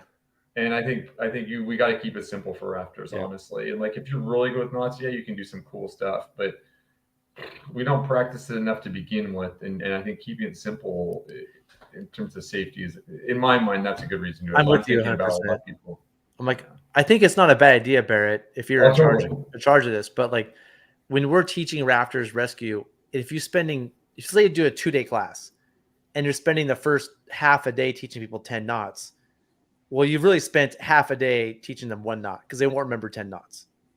So like, let's teach 3 knots, maybe 4, and then just have them use those over and over and over in the systems and keep things simple. And hopefully people can remember 3 knots. And if there's some super studs out there that can remember 10 knots, awesome. But like the average person does not like tying knots and can't remember more than 3 knots. Yeah. And then the more complicated your system, the more opportunities there for it to fail in a certain place and cause problems and injuries. Yeah. So that being said, I totally agree. Like there's definitely a place for what you're talking about. If it was a wrap pin there, would you attach it over the left side of the raft? No. I see what you're saying by fighting the water. I like fighting the water. Fighting the water is better than fighting the friction between the rock and the raft. And when you're fighting the water, you're changing the shape of the raft a little bit, and that really helps. And so I love attaching to the river right side, the far side, and like I said, peeling the boat back. And I would say my first 10 wraps, we did what you're talking about. We attached the close side and just try to pull it off the rock. That made the most sense. But you're fighting. You're just pulling that boat down the rock, and it just sucks. It requires you to do more and more power. This way, a little bit of force changes the system a little bit, and it makes a big difference. Anchors. Oh yeah, it makes sense. I don't totally agree, Sean. Yeah, and I think it's dangerous here too. Yeah. Is this what you're laughing at, Aaron? Yeah, Zach's breakaway anchor method. I mean, yeah. Oh, geez, Zach. Yeah, okay. Interesting enough, but really, anchor should be anchored. All right, I'm with you. Totally agree. Totally agree. Yeah. A climb heist or a Bachmann knot as a third hand in a Z drag system will slip, not a hard stop. What's a Bachmann knot? As a third hand in a Is that Sean? I know a Sean Bachmann. I wonder if that's his knot. A Bachmann knot. A climb heist is just another word for a different type of Prusik knot. So a Bachmann knot must be similar. As a third hand will slip. Oh, interesting. Because a climb heist is one way. But a Prusik works both ways. A climb heist is a one way, so it'll like catch one way, but when it spins, it'll release. Yeah, but it doesn't spin. It's still the horse is still in the same direction. No, it's running backwards, isn't it? No, it's not. No, it's still pulling on it, right? Oh, yeah, you're right. Wait, all right. Yeah. No, it's running through the system backwards. No. It's pulling. It's because you're right. If I let go of my rope, if I let go of the rope, you got me. Because then a climb heist would be a super smart solution, but it's totally on the same way. ATC anchor to tree. All my climbing buddies wrapped in me. I used to climb. You wouldn't think so with my anchor comments earlier. So I have an ATC and I bring it with me. I've never used it, but I have one with me in my personal kit. I just never used it. Mule has a way of locking up immune to exactly. Cool. Yeah. Totally. It's one of those things that like we could teach everybody. And let's say there's. I'm gonna say the Moonter is an amazing knot. The Moonter hitch is like unbelievably helpful. Like you can belay without a belay device. It's an incredibly useful knot. And I love knowing it. It saved my butt multiple times over the years in just different weird situations. It's fantastic. The Moonter is great. And you can use the mule knot to tie it off. Yeah. I think so. I think everybody does. It's pretty simple. I don't even know what an ATC is. It's a blade device. You've used it. It's a very simple blade device. Oh, those ones. Okay, it's the little thing with a little ropey. I know exactly what you're it's talking like about. the simplest. I own one. I just didn't remember what it's called. Yeah. It's in my raft kit just because it weighs nothing, and who knows. But you could just use a Moonter instead. Yeah, you could. It's sort of twisty. Huh, interesting. That's a good point. I've never used a Moonter in the real world. In training, I've used it a bunch, but I've never ever needed to use one. breakaway anchor and breakaway rigging. Yeah, Zach, you like the breakaway anchor. I like the breakaway. I'm not a hater of it. I mean, I'm with. I You don't should want. be a hater of it, Zach. I'm not a hater of it. They didn't do it on purpose. Obviously, it was an accident, and they could have tied a better anchor. I will say it worked out well for them, and I agree with that statement. I don't think it's ideal, and you don't want that to be happening normally. I mean, I'm surprised it didn't come off earlier when they were pulling on the rope. And I can tell you for a fact, I'm 100%. This is not me BSing. 100%. I would not have tied an anchor. I would have made it go all the way around. I'm very methodical about my anchors. It would have gone low around that rock. It would not have ridden up on the thing. And if I'd seen it riding up on the thing, I'd say, hey, guys, stop. Let's fix this. 100%. But it worked out. So I'm like, it's kind of cool. And they didn't purposely do it. It's just sort of like a side reaction. No. If you pull upstream on the near side, you're increasing the area of the raft, the current. Yeah, making our square the current. Have to pull it. Yeah, you don't want to pull upstream on the near side for sure. You want to pull upstream on the far side. And again, I think of it as like you're peeling the boat off. So if you just get some of the boat to come up a little bit, there's less water on the far side. And when there's less water on the far side, David's kind of right there. Even on the far side, you have to get it past. Yeah, you have to get it past the current. Yeah, anything, because it starts like this, and you open it up, you are catching more water. But I'm going to go back to David. You're reducing the friction between the raft and the rock, and that's really important part. There's like a critical amount where the boat starts to peel past a point, and once you get past this, and you start, then it helps for sure. Yeah. Like there's a point when you're probably catching more water. Just pull a little more, and just get it past, and then it starts getting easier and it comes off. I've had the best luck with that. Dead man Sitch. Should you leave someone with the boat? What does that mean? Well, they had someone up there on the rock. On the rock? He got off there. But I'm guessing he needed help pull. I don't know. They can go back out there if it needs to. I mean, the person. Yeah, it's kind of nice not to have someone out there because if stuff breaks, I just you're not. When they have a ducky, they can get out there if they want to. Yeah, totally. So I think my take is they've done this wrap so many times. They're just like, they know what it's going to take to get it off. Like once you've done a bunch of these, you're like attach here, pull here. It takes 4 people, whatever it is, off. It's methodical. I used Munter for years climbing, from Munter, but yeah. Yeah. Totally. All right, man, we've really had a great show so far. Aaron, we have a few minutes left. Let's say 20 minutes, so we finish this in reasonable time. The discussion that somebody asked a question the other day, and they're like, how do I get better at rafting? How do I improve my skills? And I think somebody or Dougie said, go to a guide school. And I think you have said before, go to a guide school. But I think that's one of the options for sure. I think it's a great option. A professional, particularly like it depends what you're wanting out of it. But I think professional guide schools, a lot of them provide a lot because you've got just a lot of institutional knowledge there, and they are structured. And people are teaching this year after year after year, and they're teaching guides to go out and work. There's a lot of good structure in there in terms of teaching, guiding, and what to teach and how to get people out there. And they're worried about safety. And so I think there's a lot of great knowledge there. And I think they're fun. They're also it's a fun, organized way to learn about rafting. So we had this discussion before, and I'm like, I don't think private boaters, that's the best education for them. And so let's have this discussion because I want to learn. I want to have this discussion. I want to have this viewpoint. And this comes up because I've been asked multiple times this summer, I want to be a guide. What guide school should I go to? And so I want to talk about whether guide schools are appropriate for private boaters and how people pick a good guide school. I think guide schools are totally appropriate for private boaters. I mean, Brantley, who went on who took one of your courses this spring. That's where I met her. She took a guide school and got started that way. And I think I would say we've had this conversation before. And one of the things we've had it before, but we haven't dove into it. I've just been annoyed by it. And I made this point, I think, once before. One of the things I really like about the professional guide schools is there's an expectation you participate. There's an expectation you do everything. And I think on your rowing school classes, for example, you want and you encourage them to do it. but it's We not don't the encourage same people. type. No, no. On our own school courses, we do. And just so people know, for perspective, if you don't know, my company teaches private boating classes, and they're like guide schools for private boaters, but we call them rowing schools. And we don't want people in the kitchen necessarily. No, but the expectations on the river in terms of like flipping rafts, swimming rapids, practicing throwbacks, you want them to do that stuff.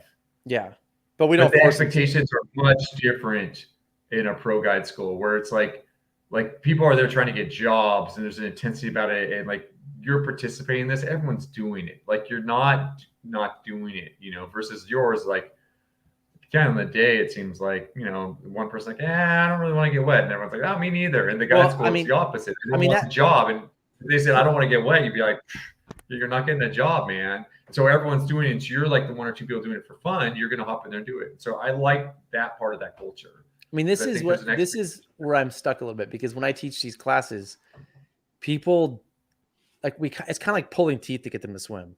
Totally. Like we want them to swim rapids, and some of the people are not physically, like, also as a guide or an instructor, they're not physically fitness. I kind of don't want them swimming rapids.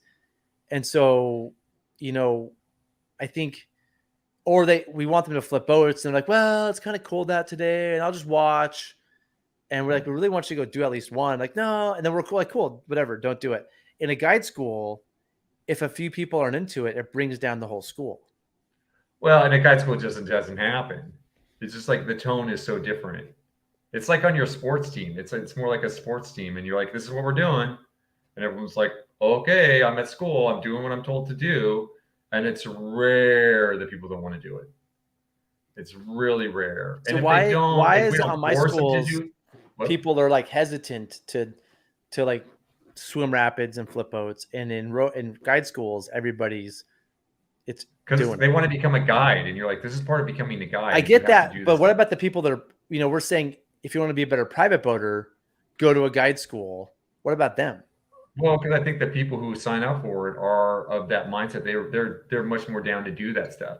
And there's just like, once it gets going and the group's doing it, there's that group pressure to do it, and people are very willing to. I remember this one woman, she took a course, she was in her late 50s, and I mean, she's super studly, this Alaskan woman, and she wasn't excited about the flip drills, and she was just like, I want to go first because I screw it up.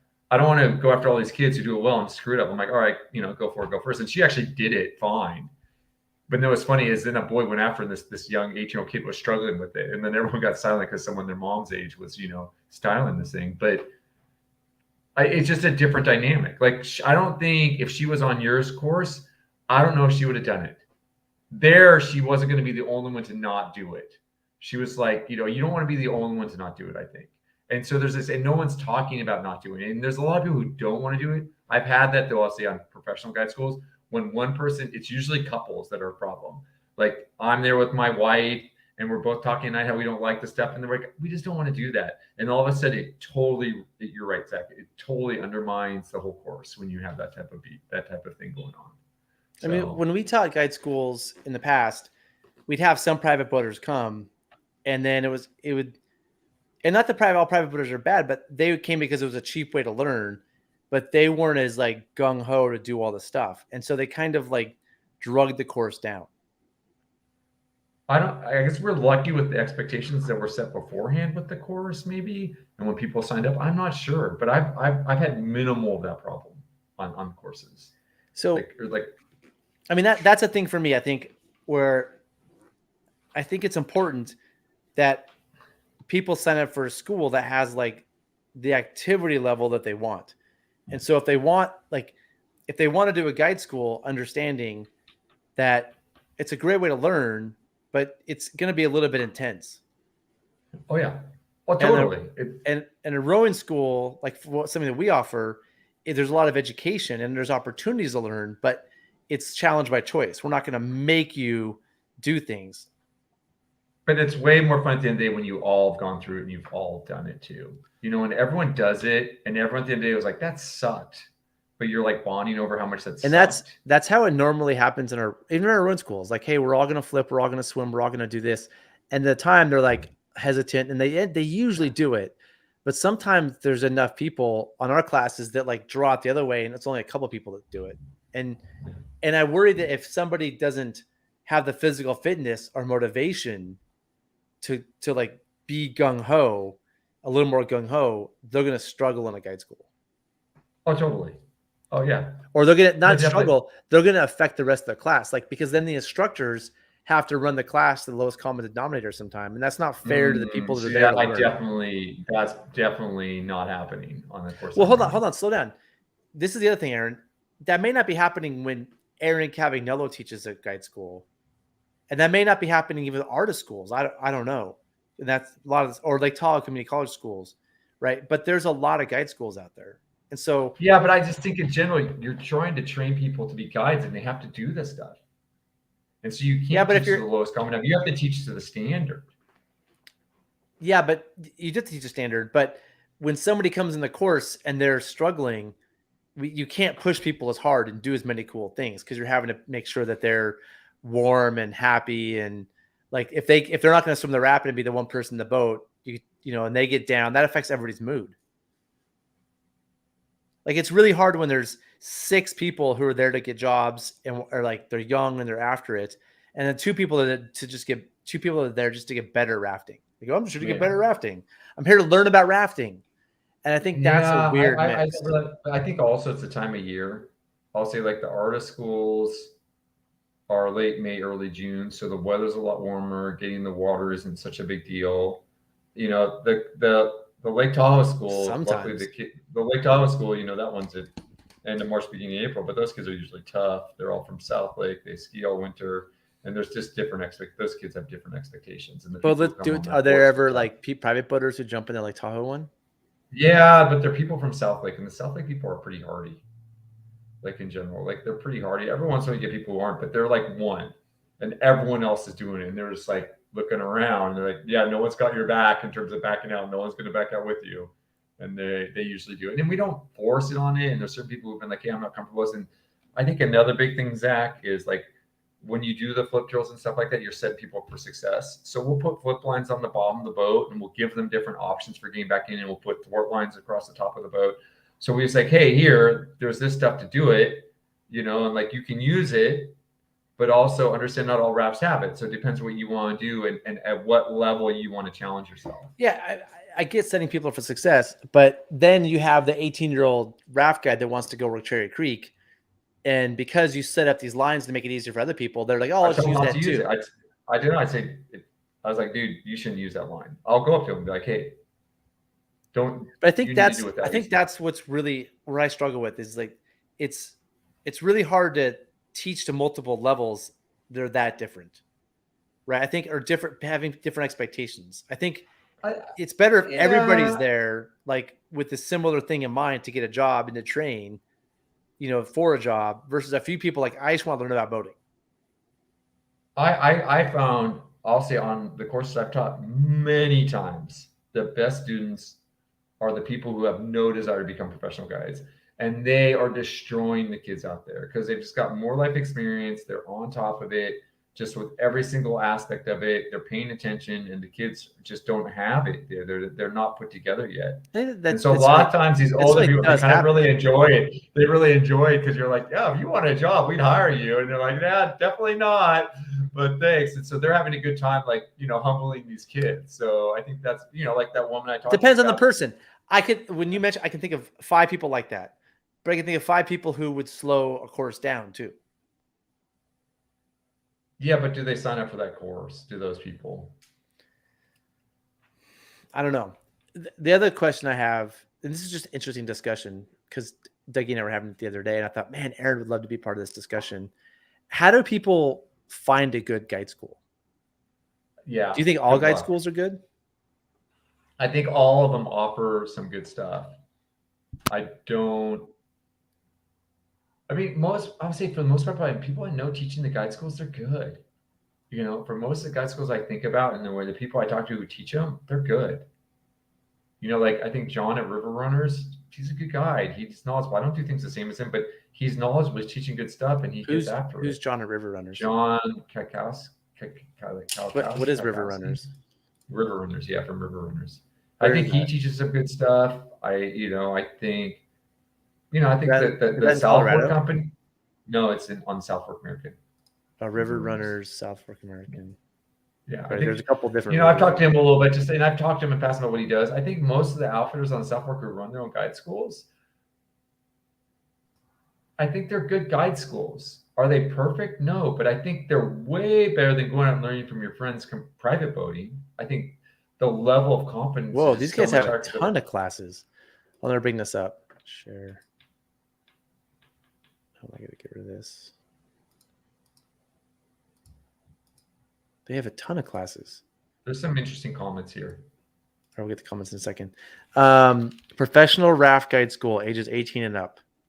7 days. I'm here. Just had to turn off my screen for a second. Okay, so 5 reasons to become a class 3 guide. $500. That's a great deal. Look at this. Private Boaters Guide School. See, I like this, that it's like a different one for private boaters. $750, a little more expensive. And it's for 5 days. Private boat advanced guide workshop. On the Kauai. What do you think about this, Aaron? Advanced guide workshop. Yeah, I've advertised that one from on my website. Huh.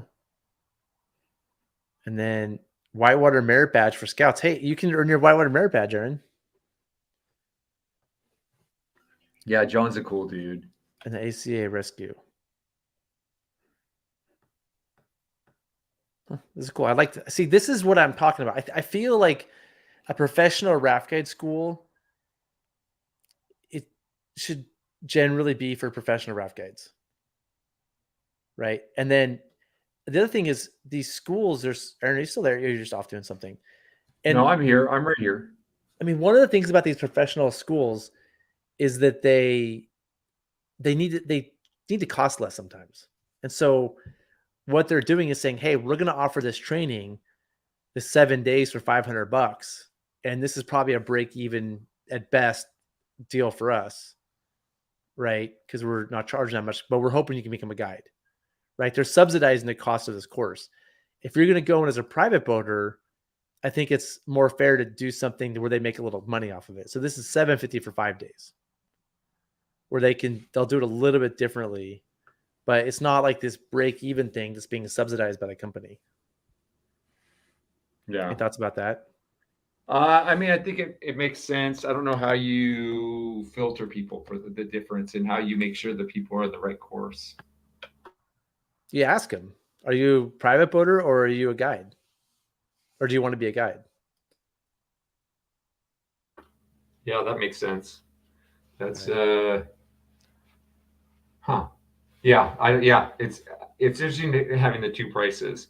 I'd have some different expectations, and maybe they're providing different services. Like, are they providing food on the one for private boaters and not for the other one? See, I don't think you have to have different expectations, because I think, again, like the commercial guide one is done at a lower price in the hopes that those people will train and become guides, and you can employ them because you need to employ people.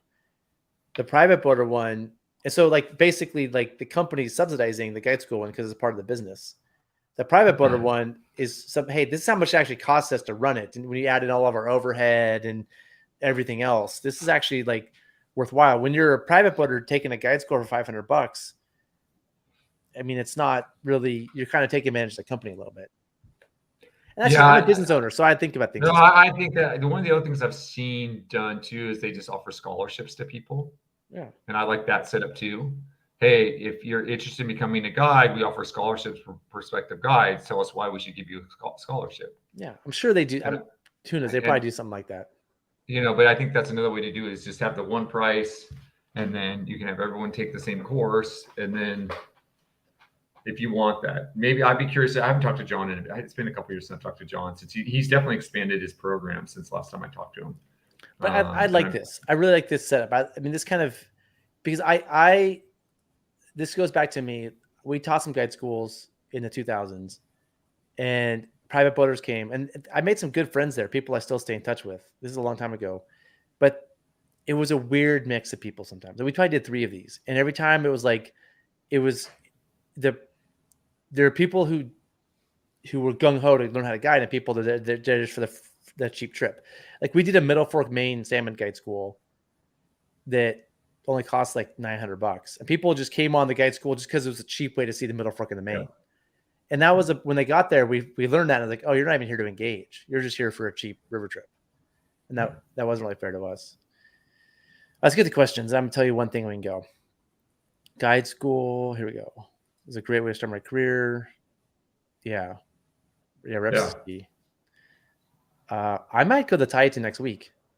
I actually offered to guide for another company on Tieton next week. So I might guide a trip on Tieton next week. And then we're both headed to Grand Canyon. It's a river in Washington. It's a river in Washington that flows in September. It's the dam release. What class is it? It's class 3. It's pretty cool. It's like an hour and a half from here.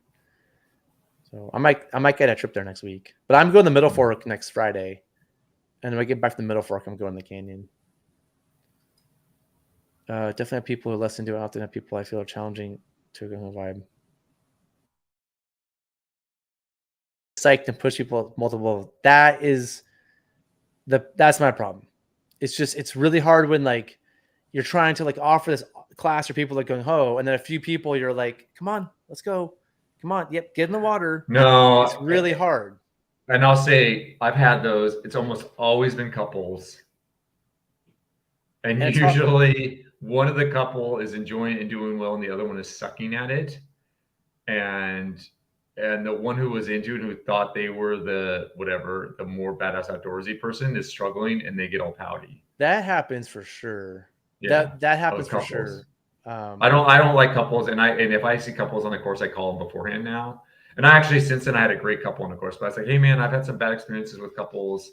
Just want to talk to you guys beforehand, set some expectations, and be like. But this is more like a lot. This isn't couples, right? I mean, I think his comment. It's harder for me to stay psyched and push people on multiple levels. I feel that way. That's what's hard on me as an instructor. It's exhausting a little bit, and you saying that just reminded me of the feeling that I have, where I'm like, I just want to like have everybody go, and I feel bad for the people who want more, and I feel bad for the people who want less. And I really want everybody to be stoked on what we're doing. Well, so Isaac, it takes emotional energy for me to do it. That's weird, because I feel like I look at it and be like, hey, yeah, Zach, you want a job, so you better just keep working your ass off. And yeah, so Aaron over there, he doesn't care, and he's here on a holiday. Yep. Yeah, but I don't want to manage that. I don't want. If you want to be good, you want to be a good guide, you got to learn to deal with that. Like, people aren't going to be pulling their weight, and you just got to do your part. You're being idealist here. No, I mean, you're being naive. I've taught a lot of courses to the point where I don't worry about much, and I like kind of let people do their thing. But then the people also, I'll say, Zach, coaching high school sports for so many years, you have that on your team every year. The kids who don't show up all the time, the kids who aren't committed, the kids who are committed every day. Aaron, hold on. So we get that you're like the ultimate river guy. No, I'm just saying it happens. You gotta just like focus on the people who are I'm gonna tell you, I don't deal with that well. In my personality, it wears me out. Because I want everybody to be stoked all the time. And so, but I can't stoke everybody out. And so like somebody's be disappointed for this, somebody's be disappointed for that. And it's hard on me. I'm like, I want everybody to be happy and gelled and getting making their hopes and dreams come true. And when the people at the extremes, their hopes and dreams aren't coming true because of each other, that's hard on me. Okay. That's I think the difference for me is when I'm guiding a commercial trip, I have those feelings. A guide school to me is a different animal. The commercial trip, yes, I get that feeling, that angst when they're not lining up. On a commercial guide school, this is a commercial guide school. This is the structure. This is what we're here to do. Get on board or sit on the side. No, I know you think that, but that doesn't work when people are like, how do you get better at rafting? Go to a guide school. And some rando signs up for a guide school and they don't know that that's the structure. They show up and they're just like, oh, I'm just here to get better at rafting. And you're like, no, this is the thing. Get on board. No, you're here to get better. This is how you get better at rafting. Let's go. This is how you get better at rafting. You swim, you do flip drills, you do those things. You get more comfortable in the water, and that's how you get better at rafting. That's it. You don't get better at rafting from those two things. There's a lot more to it. Well, I mean, not that's it. They want to learn all the skills on how to be better at rafting without the falling out of the boat part. Well, you're not. I mean, I'm with you, but I really can resonate with this thing. I really don't enjoy teaching classes where there's such a disconnect. Like I had 2 class 4 schools last year where one person in each of them was just their skill level was way off from what they represented. and those courses exhausted me because they shouldn't have been there. Most, yeah, and that's hard. I mean, I had somebody leave morning one of a course last year. Morning one, they're like, "Oh, whoa, this is way over my head." And I think that's fine. And you're like, yeah, but they drove from the only Boise. thing I would say to both you and David, Zach, is how are you setting expectations before they arrive? And is there anything that you're doing with the setting of expectations that's causing this problem versus them just not paying attention and not reading and not looking into it? Well, if they just don't read the materials and don't look at it, that's on them. And it is on them. It's just not fun. It's just a bummer because I have to, like, morning one, step aside, have this discussion. Everybody has to watch this person leave. You know, it's awkward. People get cut. That's what happens. You got to cut people sometimes. Don't, whatever. And sometimes they self-cut. It's not good. I'm shocked. Isn't it really? I feel like this is. Yeah, well, it's interesting. I think what Aaron is saying is that he's been a coach for so long and he's taught so many guide schools. This is just so easy for him. Where no, David, you and I are just rookies. I think I just don't. I don't care that much. If you're not having fun on it, this is what it is, and this is what we signed up for.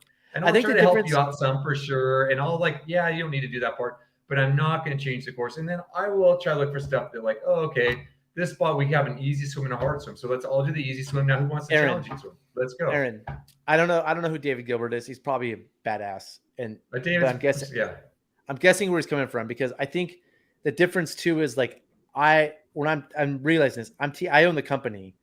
So when I'm teaching it and somebody's in the course that shouldn't be there and is making it weird, it's really hard on me. When you're just like, these are the people that sent to me, like, you guys are gonna have fun or not. I don't like you know. I mean, and maybe that's part of it. But I mean, like, hey, this is the people that sent to me. We're gonna suck it up. You guys are gonna suck it up and have fun. And if you don't, goodbye. Whereas if the owner, if people are there that shouldn't have been there, they don't have a good experience, I take it hard. I'm not that rude about it or anything like that. Maybe David is way more invested in his company than you are. I don't think so, because the Lake Tahoe school has basically been my baby. I started that and I've run that from the beginning. And I think the Lake Tahoe school is a bunch of college students generally. No, we get some people who come in. I can think of a couple when we're having this conversation. I had a couple that left early, but I don't, it's just once they left, it got way better. I mean, to answer your question about that's my point, is that these people bring the course down. So you're coming around by side. Nah. Yes. I mean, you are. Usually I find people get on board. They figure it out. They leave or they figure it out. That's what usually happens. They leave or they figure it out. You work with them, and I'll work with them on it, but I'm more like, this is what it is. And if this doesn't work for you, that's cool, man. You don't have to be here. That's not a problem, but this is what it is. And if you're going to be here, we want you to participate and to do it and enjoy it. But if it's not for you, then yeah, man, cool. And I'd say one of the differences too is most of the courses I teach the first couple of days, you can leave if you want to leave. And this is something we used to talk about at Outward Bound. Yeah, but it's so hard when people plan their vacation, spend all this money, drive out there, and they're like, oh, this isn't what I wanted. As an owner, that's hard because they signed up for that product. And but Zach, I think there's a big part of it. There's a key part. You're right, that is hard. But I think a key part of this, and this is something that we learned at Outward Bound, is gaining the buy-in, saying, you don't have to be here. You're choosing to be here. You can go, and that's fine. But if you want to stay, this is the deal, and just embrace it and go with it, and you'll have a good time. And that's usually what ends up happening, is that they're struggling with it. They usually do, but man, Aaron, I think that mentality works a lot for people wanting a job and going to a guide school as an 18-year-old. I mean, people want a job. That works for everything. As a 55-year-old professional coming out to get better at rafting, that's a little harder to be like, hey, sorry, you're not liking what we're doing. You can leave if you want. You don't have to be here. You don't say it like that. Exactly. You're saying that you're. Don't let the door hit you on the butt. That's what you're saying. You're like, if you don't agree with my expectations, if you can't just agree with my expectations, then you can go. And my point is these people want to get better at rafting. There is a better way for them to get education. than these professional guide schools? I think. Let's get to David's comment while you think about this. Yeah. I think you should split them. That the numbers. That's the problem is the numbers. That's why I said yes to so many private boaters in our guide schools, because I'd have like a 4-person guide school when I started the program. Like, yeah, I'll take you 3 to make it work out. You need more people, but ideally, you're running a bigger number course, and so the numbers are key here. Zach, the other thing I'll say is, with my courses in the Lake Tahoe course, we had a pre-trip meeting beforehand, the week before, and I say at that meeting, this is the expectation. You are going to be in the water every day. Like, that is what's going to happen. If you don't like that, don't come. Hit the road, Jack. If you don't like that, I say that up front. I say, look, you're going to be in the water today. You need to be dressed for it. You need to understand that's a big part of this course, and we're going to be in the water there. And when we get to put in, and as soon as we push off, first thing we do is we swim underneath the rafts, like right away. Like, we are in the water. I told you we're going to be in the water. We're in the water. That's not.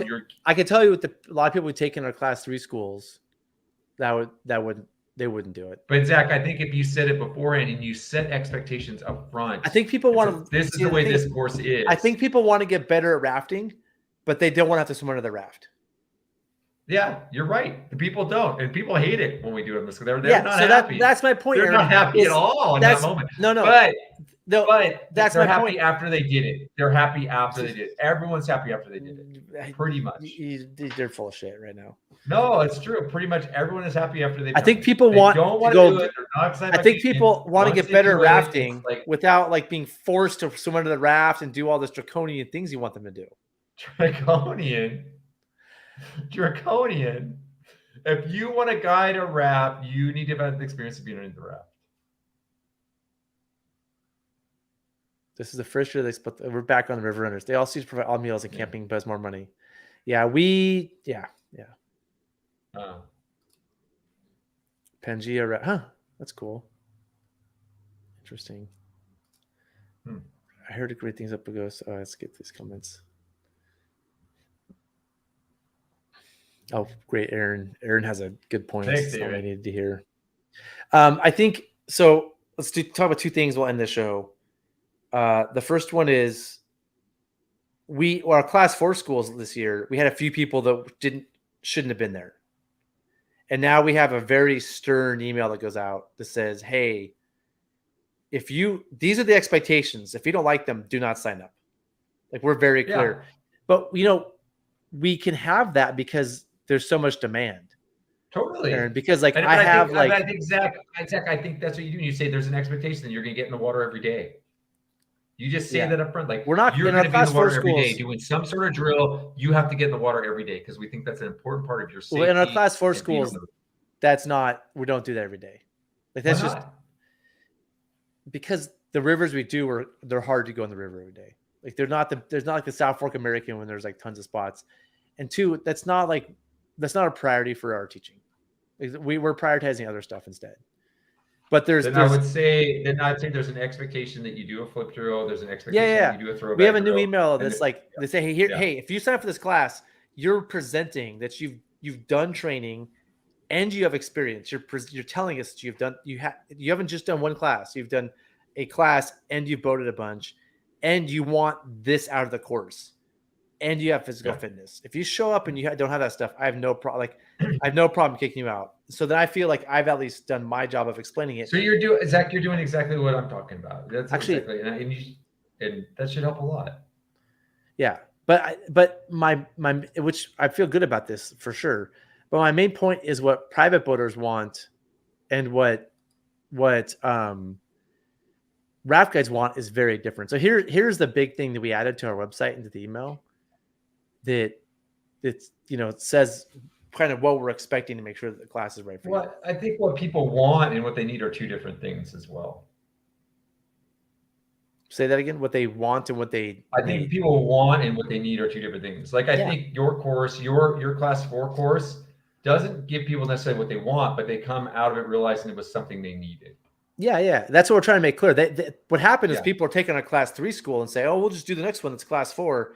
And they didn't read the website. And so we're like, no, it's not the next class in order. It's a different style of class. It's like skill sets you need to be a class 4 boater, right? But I just want to go back to the big picture of what we're talking about, which is I really believe that, like, in general, if people want to get better at boating and they're a private boater, there should be private boater classes for them. And that going to a guide school is going to be good for some people, but it's not the answer. Go to a guide school, because I think that the guide schools have a different mission and different expectations. Here's what I'm going to say. If you're planning to take other people in your raft and take them on river trips and act as a guide, even privately, then I think you should do a commercial. That makes sense. I could buy that. If you're going to row a cat by yourself, that's a different ballgame. But if you're planning to take other people down the river, I think that is appropriate. Yeah, and that's where I come from too. It's like, I look at those people when they come in. I was like, oh, you want to have your own raft? You're going to go do this on your own. Hey, you need to. I would say, if you're a private boater who is going to go row a boat with passengers, and you want to take this seriously, and you want to have all the real skills, and it's going to be work, that's what we're offering. Yeah. If you just want to get better and go on vacation, do a private boater class. But if you want to learn, I agree. I totally agree. Finally, with that. Yeah. I think we're on the same spot. Okay. The last thing we'll talk about, and then we'll go. I really want to offer a guide school next year, like a real. We haven't done this for like 20 years, because so many people have asked me, like, "Hey Zach, I want to become a guide. What guide school should I go to?" So I don't know how we'll fit it in next spring, but I really want to do a real guide school. And so at some point, maybe a future show, I want to maybe talk about. I would love that. I think that'd be a really interesting conversation. I think that's like a multiple show conversation potentially, even like that's an incredible conversation. I would love to hear your thoughts and pick your brain, because I definitely have my opinions on it, and I'm pretty staunch in my opinions, and you're willing to tell me I'm dumb in my opinions. But I want to offer like a world-class guide school, not just like throw a couple guides at it with a curriculum. Like I want to bring. What content do you want to include? What are the outcomes you want out of the guide school for the students? What do you want to include in there? What do you want to be your focus? Part of it is curriculum. Part of it is getting the right people. Yeah. Right. Like getting world-class instructors who have experience. Yeah. I'm more concerned. I'd be more concerned. I think if you have the right curriculum, you say, this is what we're doing, you're going to end up with the right people, and you have those expectations up front. And I think you can turn a lot of people into guides. No, like the right people teaching. The right instructors. Oh, totally. Yeah. Because I think the quality of instructors is the product, like the curriculum and the instructors. And so, like, my goal would be like, how can we find world-class instructors to run the best guide school? I don't want to run just a guide school. I want to run the one where people are like, damn, if you want the best, go to that one. It's going to cost triple, but if you want the best 7 to 10 day school, that's the one you want. It's tricky. That's the tricky part. I know that's being the best is tricky. No, getting the right people and what that looks like and what that means. Like that's where I'm stuck right now. I can't just throw like 3 randos at it. No, I'm gonna say this. The Lake Tahoe School, I think we have the best instructors around. I don't think you can do as well as we did. And like maybe you could. You have to work really hard too. And I think it takes time and a lot of energy, and ideally your guide school is at a time where it doesn't conflict with other stuff, because it's hard to pay instructors enough to teach, because that's why. So that's my thing. You're not making as much. Let's make this will be an expensive guide school. It's going to be like $1,500. These other ones are $500. It'll be like $1,500, but we're going to bring in the best and pay them really well. Like, let's not do this on the cheap. Let's not have just like broken down vans and old beat up stuff. Like, let's run a world-class school with a variety of gear, top of the line, everything great. Anyway, let's get these comments and then we'll go. Yeah. We'll talk about it more in a future episode. I'd love to. That would be really fun. So David, they're full. So we have 2 that we have advertised to the public and 2 secret ones. And one of the secret ones has a couple open spaces. It's like by invite only. And so if you really want to join the secret one, and this is only to David, unless and somebody's out there and they're cool, send me a note. It's the week before the first one advertised. And that's because we really want to make sure that we have like really high quality people in these courses. And so this one's like, it's mostly people who've done these courses before that are returning, and we're trying to run this one at a super high level. So yeah, these courses have, not only are they full, we have like 10 people on waiting lists. The demand is really high. So anyway, guide school is a good starting point, but getting out there and boating is how you get better. What do you think, Aaron? I'd say he's definitely right. You got to get out there and put the time in. And I think the guide schools, in my mind, help provide good fundamentals. So you're building on good fundamentals with your techniques, your reading water, your group boating skills, those things. Like without just go, if I just go out and try to learn tennis by myself and play a bunch of tennis, I'll get better. But I'm gonna get a lot better if sometime early on, I get, be it right at the beginning or after I played a little bit, go get some instruction and get those fundamentals down. And then I know what I need to be working on. I know what's going to help, because I can figure out my own. I can do pretty well, but it just really increases your learning curve by getting that structure. So what do you think, Zach? I'm going to answer that in a second. And if anybody out there is still watching the show and wants to join that school, send me a note. You're cool because you made it this far into the thing, but we're definitely like, it's a high level class 4 school. It's not a low level class 4 school. I think with boating, the point of boating is to go boating, and like you get better by doing it. Yeah. And so if you're not going to do it, what's the point of a school? Right. Like it's like just doing a school for the sake of the school. You'll learn some skills and have fun for a week. But in my mind, the whole point of boating is going boating. And like for me, I love it. And so I go a lot. We got to wrap it up. We got to wrap it up.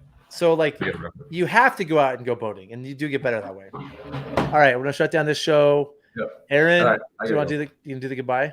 Yeah, I gotta go. I'll see you guys later. Have a good one. All right. Bye. Thank you everyone for watching. Don't forget to subscribe, like the channel, do all the things, and we'll see you on Tuesday.